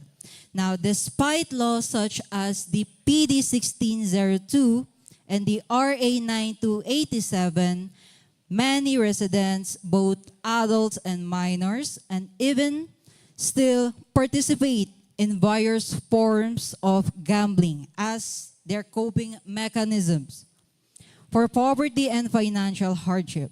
However, while gambling may seem like an easy way to earn money, it often results in debt, family conflict, health problems, and declining work productivity. Now, because of these growing concerns, there is a need to understand the real impact of illegal gambling at the barangay level. This study was conducted to provide accurate and evidence-based data about the negative effects of gambling on individuals, families, and the communities. The findings will not only help barangay officials in planning effective interventions, but also raise awareness among residents about the dangers of illegal gambling. Now, by identifying the respondents' demographic profile, assessing the harmful effects, and examining the actions of local leaders, this research aims to contribute to better policy making, stronger community programs, and improved efforts to prevent illegal gambling in Barangay Poblacion Dalican. Ultimately, the study seeks to support a safer, more stable, and more financially secure community. Now let us discuss the background of the study. Illegal gambling is a persistent issue in the Philippines, including activities like yung tinatawag po nating weteng, last two, and the cockfighting, or mas kilala natin sa tawag na sabong, which promise easy money but often leads to financial loss, debt, and social problems. Now, in Barangay Poblacion Dalican, Dato Udin Sinsuat, Maguindanao del Norte, both minors and adults participate, seeing it as an escape from poverty. This study aims to examine the harmful effects of illegal gambling and provides insights to help local officials address the problem. Statement of the problem. Now, this study sought to answer the following questions. First is to determine the socio-demographic profile of the respondents in terms of their age, religion, gender, civil status, and educational attainment. Second, what are the negative effects of illegal gambling in Barangay Poblacion Dalican, Dato Udin, Sinsuat, Maguindanao del Norte? And third, what are the actions that have been taken by the barangay officials to help to address the problem? Now, in terms of methodology, we have the research design. Now, we, the researchers, employed a descriptive research design, specifically the normative survey method. This method is utilized or used to describe the values, views, beliefs, and opinions related to the problems under investigation. In terms of respondents, we selected 30 respondents as our participants.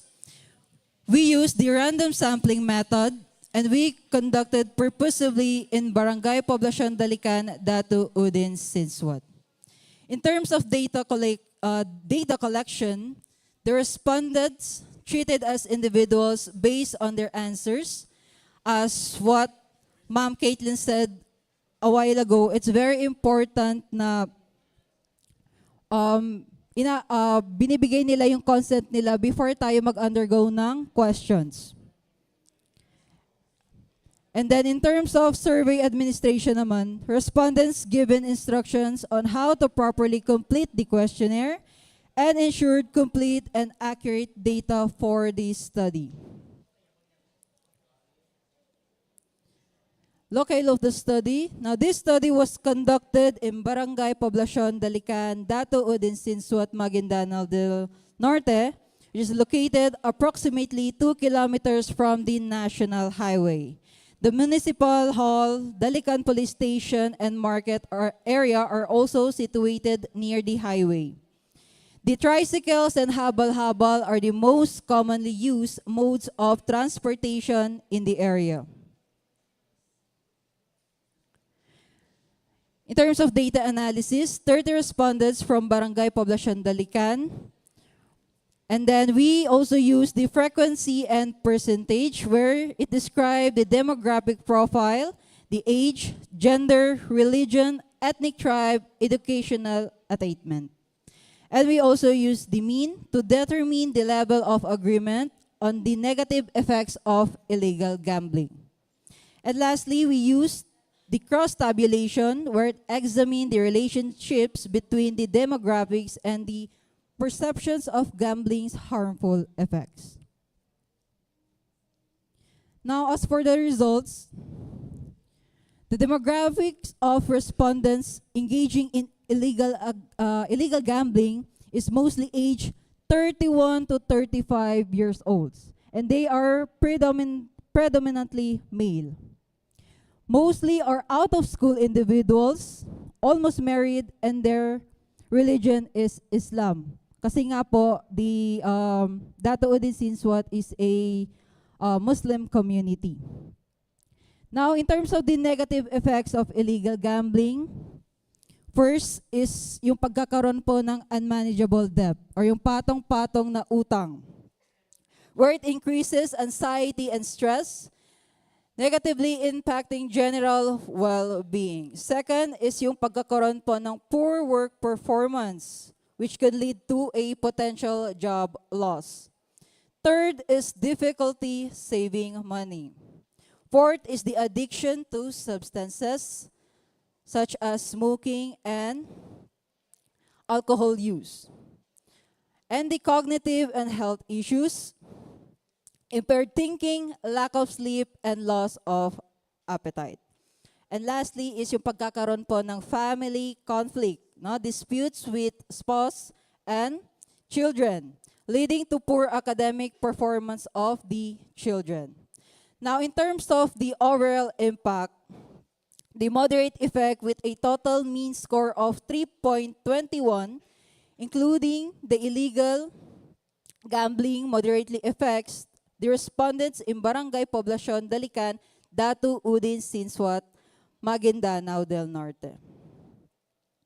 Now, as for the conclusions, based on the major findings of the study, the researchers concluded that unmanageable debt and poor work performance are the primary negative effects of illegal gambling in Barangay Poblacion, Dalican, Datu, Udin, Sinsuat, Maguindanao del Norte. It can also be inferred that poverty is one of the reasons why individuals engage in gambling. Moreover, illegal gambling is not only a consequence of poverty but also a factor that contributes to its persistence. For the recommendations, first is to strengthen the community education on anti-gambling laws and promote investing in a legitimate businesses. Second is to enforce strict anti-illegal gambling measures with the help of law enforcers. Third, to provide alternative recreational activities to divert residents from gambling. Fourth is implement livelihood programs such as the DSWD's SLP to reduce poverty and gambling motivation.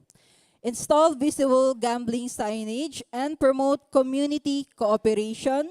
And lastly, to encourage future researchers to conduct similar studies in the barangay for comparison. Now, that will be all. Thank you. Right, thank you so much, Mom, for sharing with us your expertise and insights about the field of the criminology. And now, next in line, let us now welcome our presenter number 4, Sir Ibrahim Emakmad, who will walk us through the integration of technology and research. Let's give him a round of applause, please.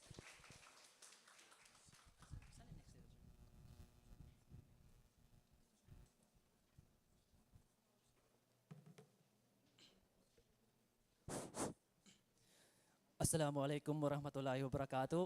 Good morning, everyone, especially to our guest speaker. Good morning, ma'am. Today, I will present to you my capstone project way back 2023. Computerized junior high school attendance monitoring system with RFID and SMS notification for Kutawatu Darussalam College.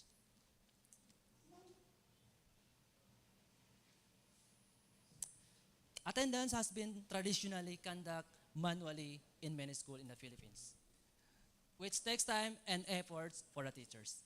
Moreover, parents traditionally monitor their children attendance through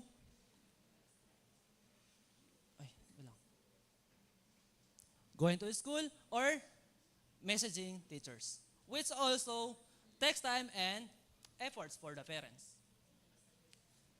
Just like Kutawatu Darussalam, which currently use the manual organizing data and checking of attendance. So we, as a developer, we want to address this problem. More specifically, how can the parents monitor their children attendance efficiently? How can the parents and teachers take note of cutting classes, behavior of students? How can the teachers organize attendance easier? And how can the teachers generate attendance report weekly? With this problem identified, we developed the attendance monitoring system with RFID and SMS notification. So to develop this project or capstone, first we had the planning phase, where we brainstorming the idea for our capstone. Then came to system design, and lastly, the coding phase. So we use the extreme programming methodology or agile. So the question is, how does our system works? Paano ba gumagana itong attendance na natin ito with RFID and SMS notification? Okay? So, before that, let's know first what is RFID and SMS notification. RFID or radio frequency identification card, it contains a tiny chips, reader, and unique ID. It is used to record or save data quickly and automatically. Think of contactless ATM card or a beef card. They work by tapping to the reader or scanner. So that's the power of RFID. Meanwhile, the SMS notification or a short message service notification, it is a system that automatically sends text message to give updates or reminders to the recipient. Okay, going back to our system. Paano ba gumagana itong system na natin na to or itong attendance monitoring system na merong RFID and SMS notification? Okay. Sana yun? Okay, so here's the video demonstration.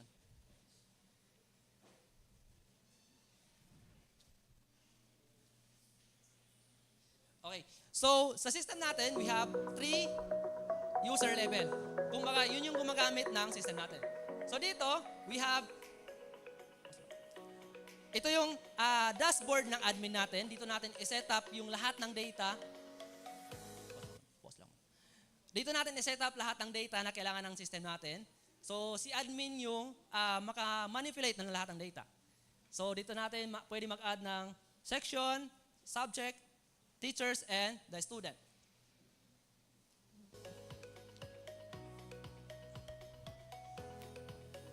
Okay? So as you can see, dito natin pwedeng i-add or i-enroll yung student natin na mayroong RFID and pwede natin lagyan ng picture.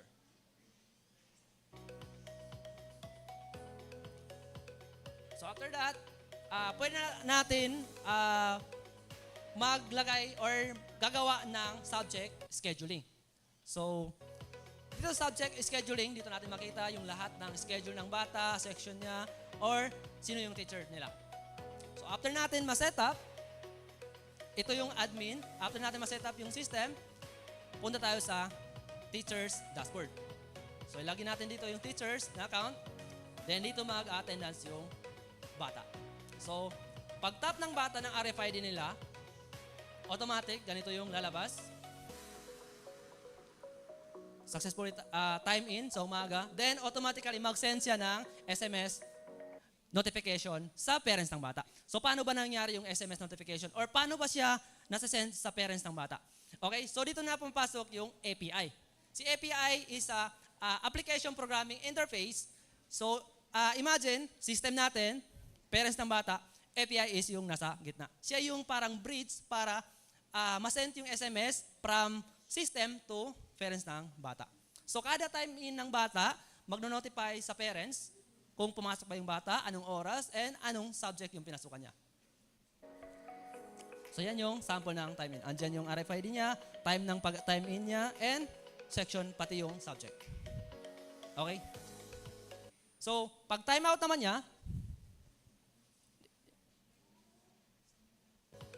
pag time out naman niya, ganyan pa rin, then magno-notify pa rin sa parents kung anong oras siya nag-time out. So, sa ganyan solution, malaman ng parents kung pumasok yung bata. So dito, makita natin, merong time in, kung anong oras, time out, then kung ano yung status niya, present siya. Then sa time in, sa PM, A ang nakasulat kasi absent, hindi pa siya naka-time in. Pero kapag pumasok siya sa hapon, makita natin kung anong oras siya pumasok dito na part. Okay? So, meron tayo dito date na from and to. So, pwede tayong mag-generate ng attendance report dito. Kung weekly ba, monthly ba, or kung ano yung gusto mong i-generate. Okay? So, ganun po gumagana yung system natin na attendance monitoring system with RFID and SMS notification.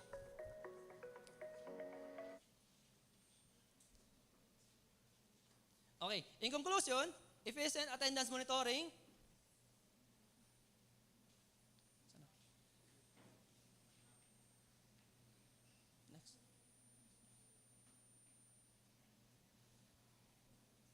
Okay? Efficient attendance monitoring, mapadali yung pag-monitor. So less trabaho sa teachers natin. So hindi na niya kailangan magtawag pa individual sa mga student. Cutting off classes, behavior, so malalaman, madali na lang manotify si parents and teachers kung nag-cutting classes yung student. Easier organization of attendance. So, kung baka hindi mo na kailangan tawagin pa isa-isa yung mga student, so mas mapadali yung trabaho ng teachers. Quick attendance report generation. So, kung baka hindi na natin kailangan mag-compile pa ng napakaraming report. So dito, pwede ka tayong mag-generate weekly, monthly, or anong attendance ang i-generate natin. Okay? So that's all for...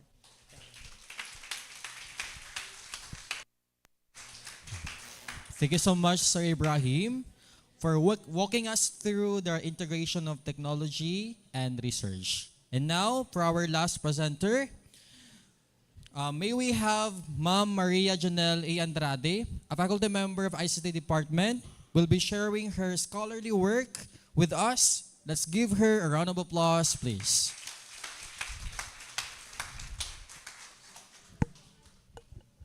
Thank you, sir.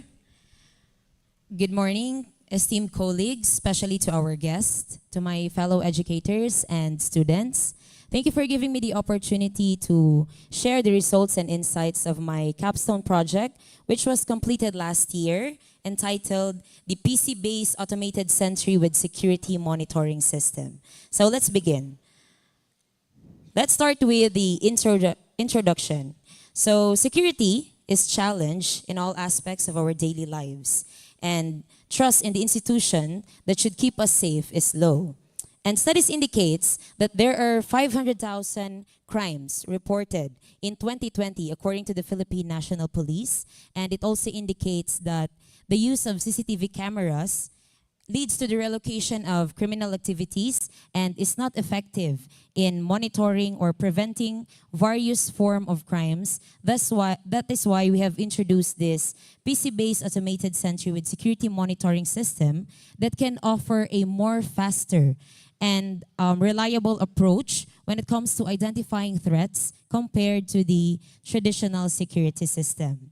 So for our background of the study, we have identified here issues that our device aims to address. First is for small establishments and small businesses that rely on traditional methods in which they use the CCTV camera and they rely on human guards. And these often fall short because, as we all know, CCTVs can be tampered and can be bypassed, and human guards may not always be available and reliable.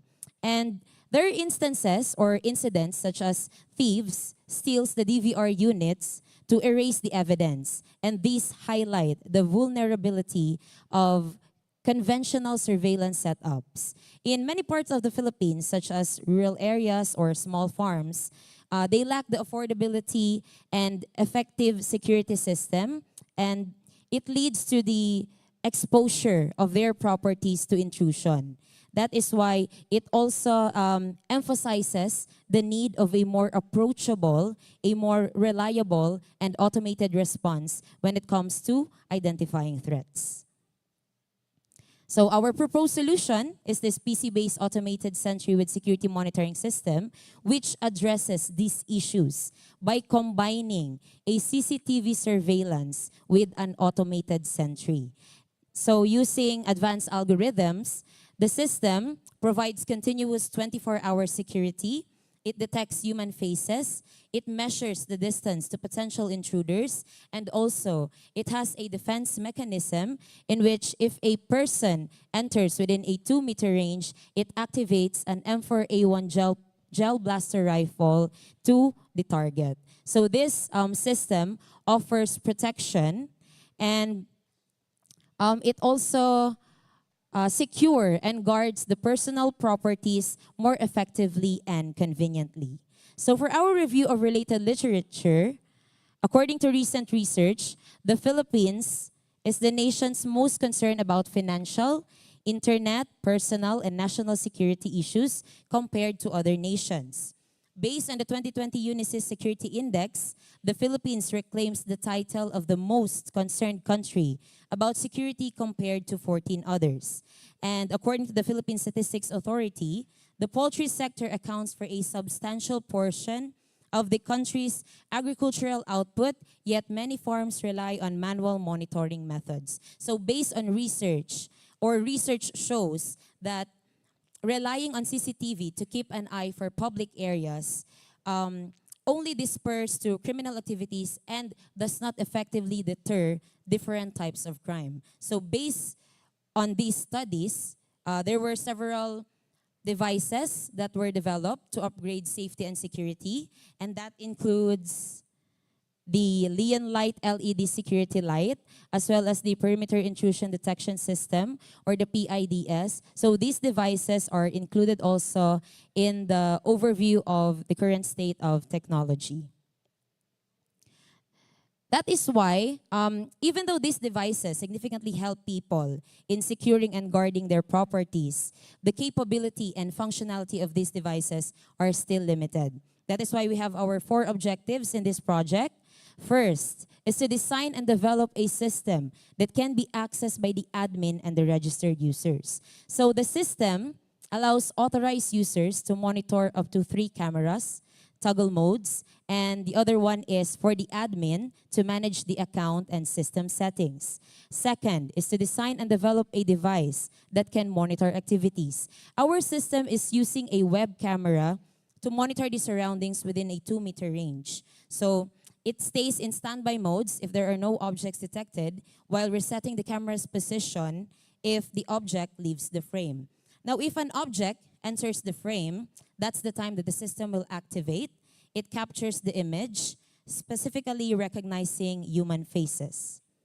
For our third objective is to design and develop a device that can save and store captured frames of detected object in the directory. So, as the system captures the identified object, it saves it in a JPEG format. So files are organized in month, year, day, hour, minute, and second, allowing continuous tracking and storing of the image. And the images are stored in a specific directory.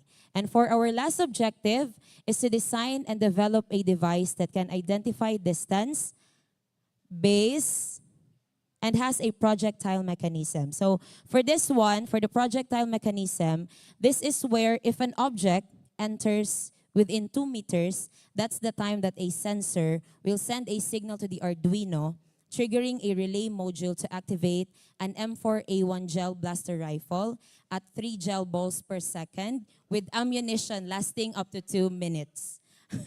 So don't worry about the bullet po kasi gel blaster lang naman siya. Pero masakit pa din. And for the methodology, we have used the prototyping model in creating this project, wherein a prototype is built, tested, and reworked. And then for the prototyping model, we have the 4 key phases, such as planning, development, stabilizing, and deploying. And then for our results and discussion, key components like Visual Studio, cameras, motors, sensors, and the M4A1 gel blaster were tested and debugged. Issues with coding, stability, and data storage were resolved, enabling smooth system integration. So in conclusion, the study has successfully addressed each objective naman, and we are pleased, as developers, we are pleased to report that lahat po ng objective ay aming na-meet, resulting in a more comprehensive and user-friendly automated sentry with security monitoring system.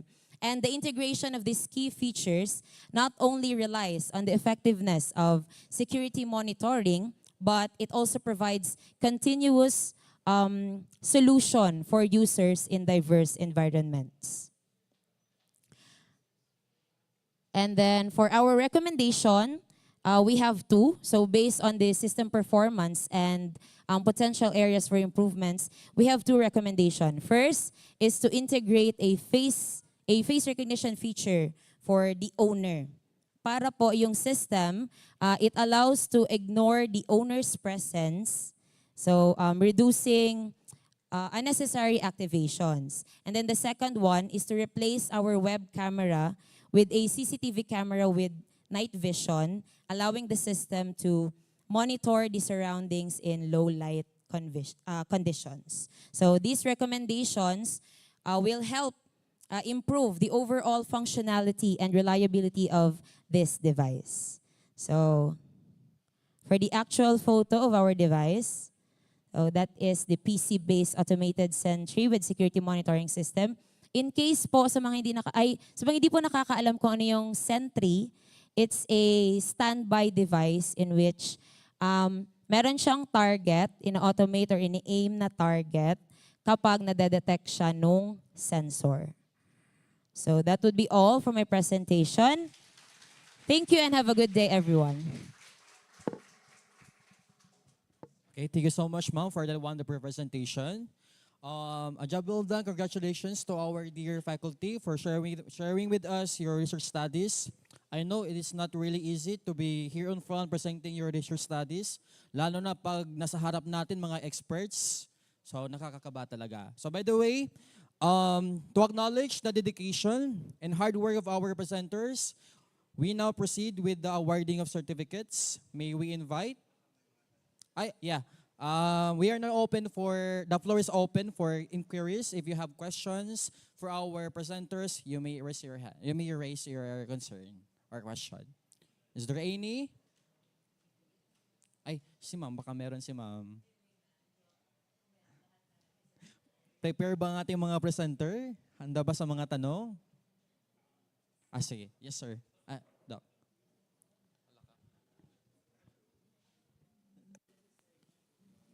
Hello, very good morning, and I would like to commend our presenters for coming out this very interesting research output, and thank you very much for making us proud, and even to the community.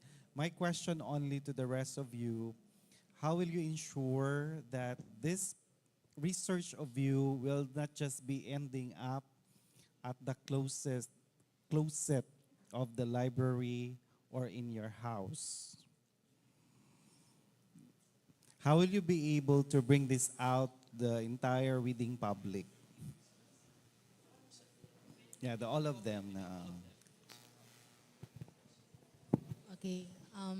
Sir, can you please repeat the questions? Okay. My question is, how will you ensure that you have had a very interesting research, and it is ideal that the public should know about it?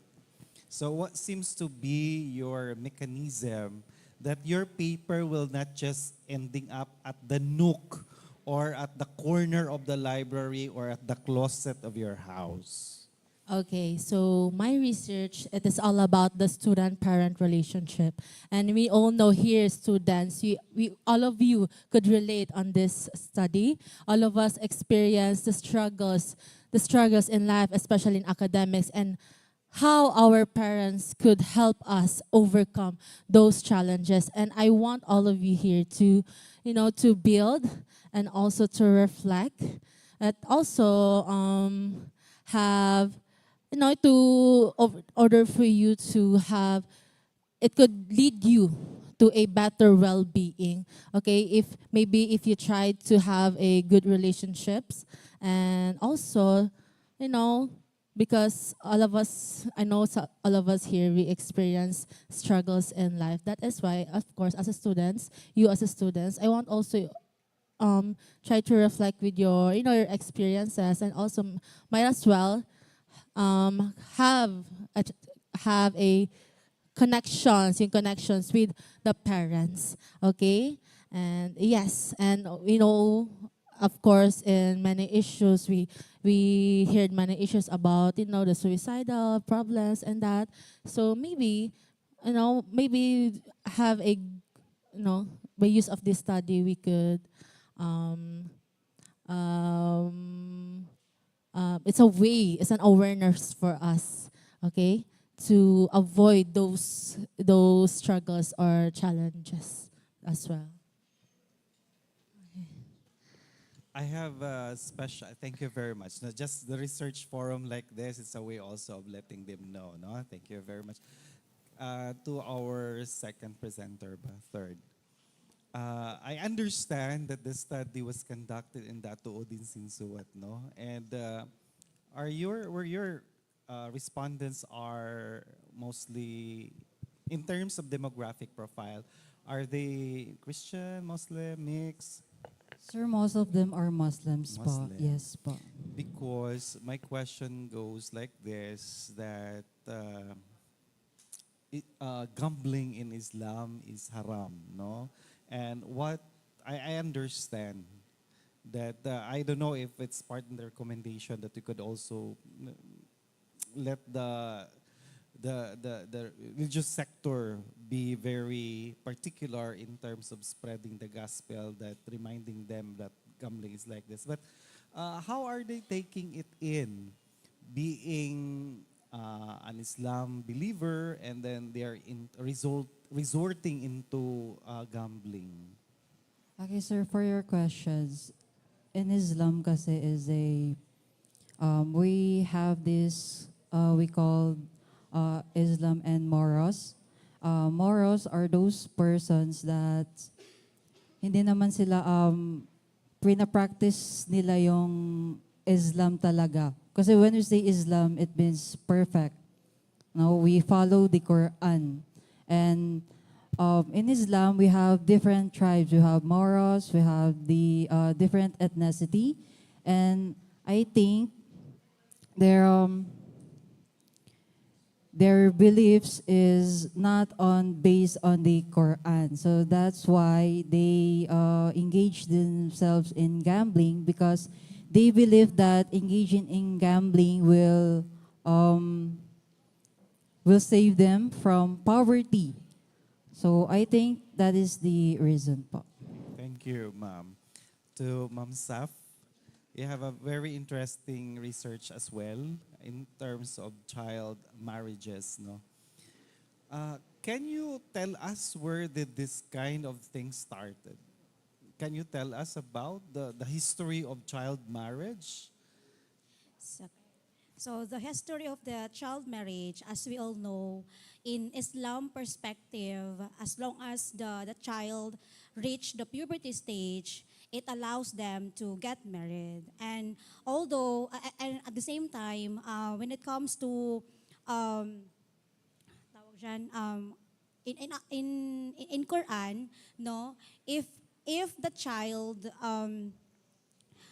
engage into like premarital sex, no, for the benefit of hindi po na mapahiya yung family, sorry for this one, but it's a traditional culture of a Muslim believer, particularly in Barm, no, para hindi mapahiya yung family, or what we call the layman's term na maratabat, the pride of the family or the clan. They will like to engage them, they will like those child na ma-engage into marriage even in the young age po. Okay? So that's the that's the history. At the same time, it's a transitional generational practice na po siya. Even meron na pong RA 11596 to be recently pumunta po kami, nag-visit po kami sa SWADCAP, sa DSWD Academy, na pag-usapan po si child marriage, the 11596. Since kami po ay galing sa BARM, tinanong po nila kami, how does the implementations of the batas?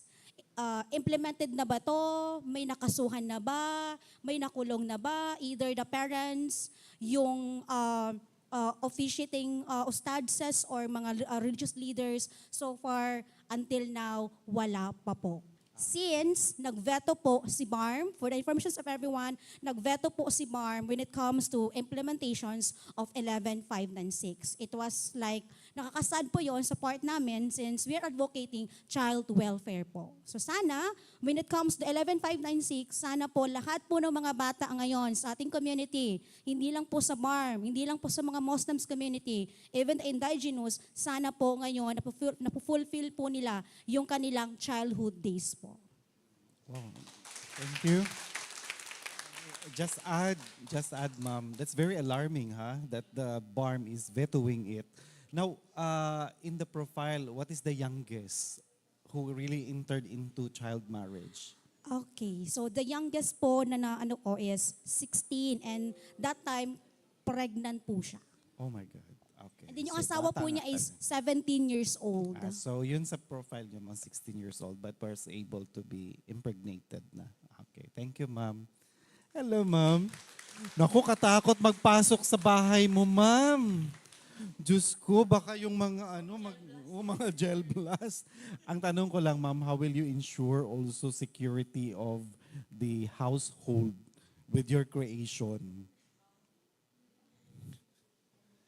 So with regards to our creation, sir, yung edge niya kasi from other, or yung edge niya from the other traditional security system is that equipped niya siya with the system itself.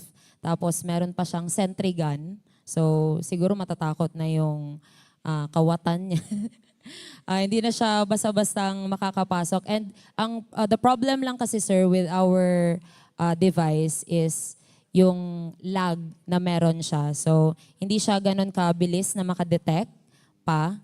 But we are trying na baka pwede kaming mag-try ng ibang microcontroller para mas mabilis yung detection niya when it comes to recognizing human faces. And isa din sa mga recommendation namin, sir, is yun nga, yung mag-integrate kami ng face recognition for the owner.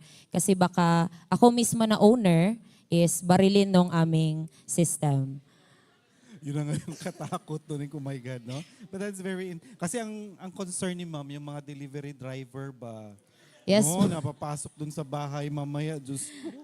Imbis na maghatid ng pagkain mo, tinira. It's good. No? It's good that you have that kind of for future, di ba? Thank you very Hi, sir. Pasensya, meron. Okay. Hello, sir. You have Morning. also a very interesting, this capstone project. What makes your study unique from the other automated monitoring attendance? Kuan, sir. In terms of the system, in terms of the setup, can they possibly have that kahit offline?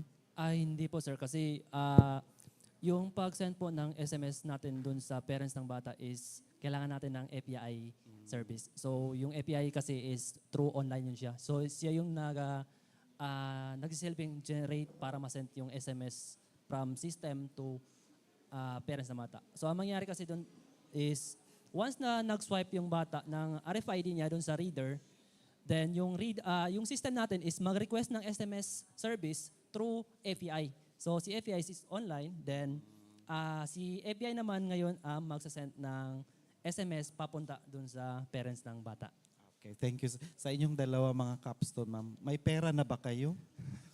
May bumili na ba? Kasi it is really an interesting kind of project. So far, sir, wala pang bumibili ng project. But keep on sharing it sa mga exhibits natin. Yes, sir. If we are able to actually publish the research po into other what do you call this, yung sinabi po ni Ma'am Catlyn kanina na pwede siyang ma-publish in open sources na mga website. Maybe ma-reach din siya ng iba't iba pang researchers and baka magkaroon sila ng knowledge or any integration or innovation pa doon sa device namin. So maybe maka-help din siya sa ibang researchers. All right. Because my advice for you at this time is kailangan you have to patent it. No? Kasi that is coming from you guys. Yes, sir. Thank you. Thank you, sir. Thank you so much, Doc. Thank you so much to our dear faculty. That's really the essence of our research. It starts with a problem and it ends with a problem. But the most important thing there is to never stop questioning according to Albert Einstein. So, all right. To acknowledge the dedication and hard work of our presenters, we now proceed with the awarding of certificates. And now may we invite also our resource speaker, Ma'am Dr. Catlyn Pongot, and our academic head, Dr. Alfred Tabuada, and also, of course, our research coordinator, Dr. Harold Fernandez.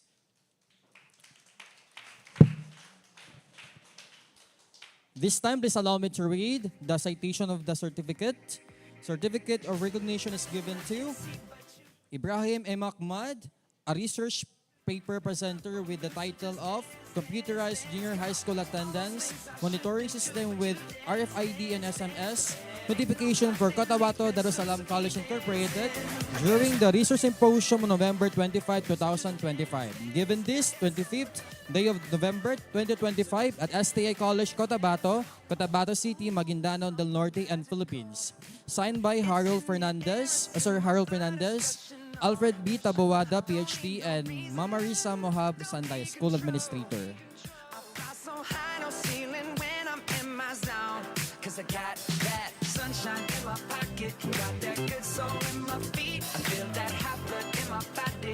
Thank you. Congratulations, sir. The same certificate is given to Safriya Alyudin, RSW, and MSSW.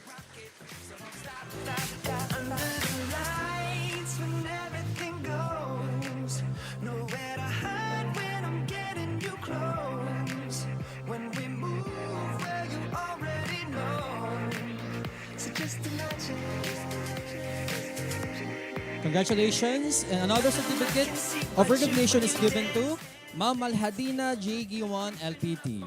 So just dance, dance, dance, come on. All those things I shouldn't do, but you dance, dance, dance.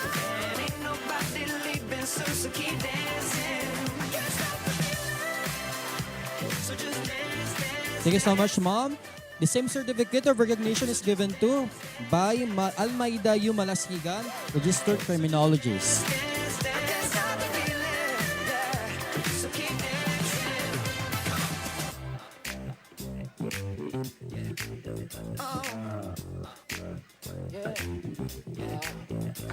Congratulations. And the same certificate of recognition is given to Ma'am Maria Janelle A. Andrade.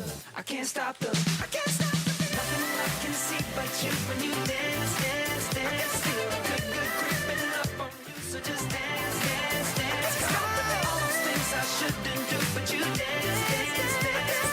Ain't nobody leaving soon, so keep dancing. Everybody say.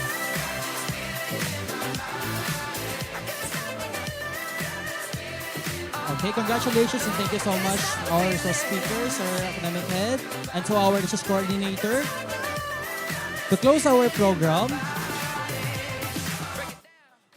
program, let us hear once again from Dr. Alfred Taboada as he shares his final thoughts and reflection on today's symposium. Let's give him a round of applause, please.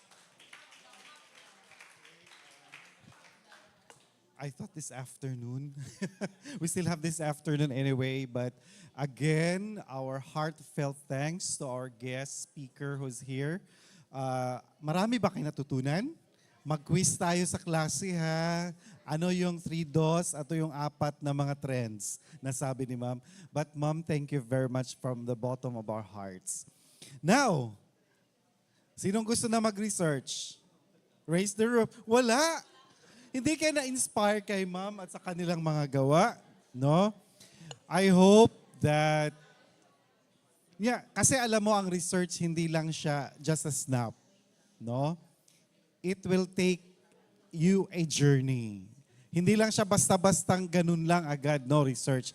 Kasi pwede naman siyang gawin sa tulong ni AI, but I should say, if you wanted to have an incredible with academic integrity, a scholarly work, that goes into a process. Ako, I'm telling you honestly, my master's took me about 4 years. My PhD took me about 5 years. So hindi yung sabing ganun lang, no? So mahirap siya from the start, lalo pa kung wala. Sa mga panahon namin, hindi man kami nag-guide ng maayos, no? Pero ngayon, yung tinatawagan natin, we are now revolutionizing research. That would be our mantra, that will be our buzzwords, so that we can help our community and we can help our nation building. So we still have to see this afternoon for the research symposium of our students.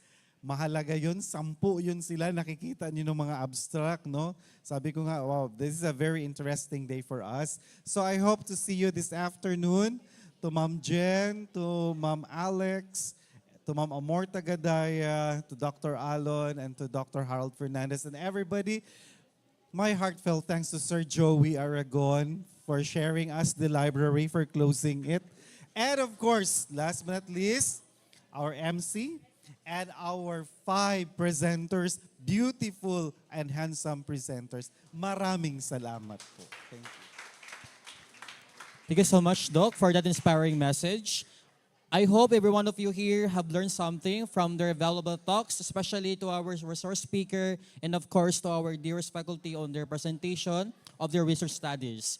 So thank you so much for our participants who are in attendance today, faculty and staff, to our organizers, thank you so much. So just for the information of everyone, please be back at 1 because hindi pa tapos ang program natin, because in the afternoon will be the presentation of the best of the research ng ating mga students. Okay? That concludes for our program this morning, and congratulations.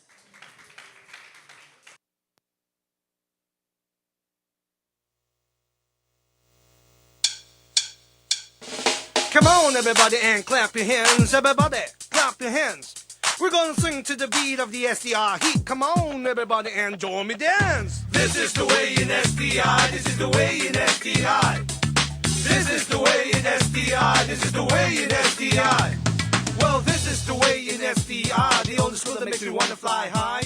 I scream to the beat from up my seat. Come on, everybody, let's move those feet. To all SDIs in the Philippines, from those 42 to the new preteens, I would like to share to you the school of my dreams. So come on, everybody, join the rapping machine. Just listen here and take a look and read about it quick. All the good things about STI, the ones that made it click. STI is a great good school that makes you FLY. Oh, believe me, it is a hit. Come on, let me tell you why. Come on, STI, we're gonna FLY. Come on, STI, we're gonna FLY. Come on, STI, we're gonna FLY. Cause this is the way in STI. Cause hip hop, we all love the ICT craze. Well, STI gave me the chance, put it right there in my face.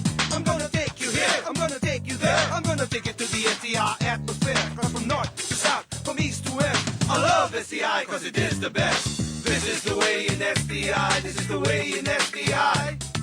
This is the way in STI, this is the way in STI. Come on STI, we're gonna FLY. Come on STI, we're gonna FLY. Come on STI, we're gonna FLY. Cause this is the way in STI. With STI, we FLY and reach out to the sky.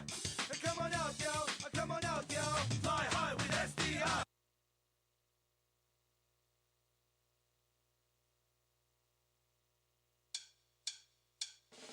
Come on, everybody, and clap your hands. Everybody, clap your hands. We're gonna swing to the beat of the SDR heat. Come on, everybody, and join me dance. This is the way in SDI. This is the way in SDI. This is the way in SDI. This is the way in SDI. Well, this is the way in SDI. The only school that makes me wanna fly high.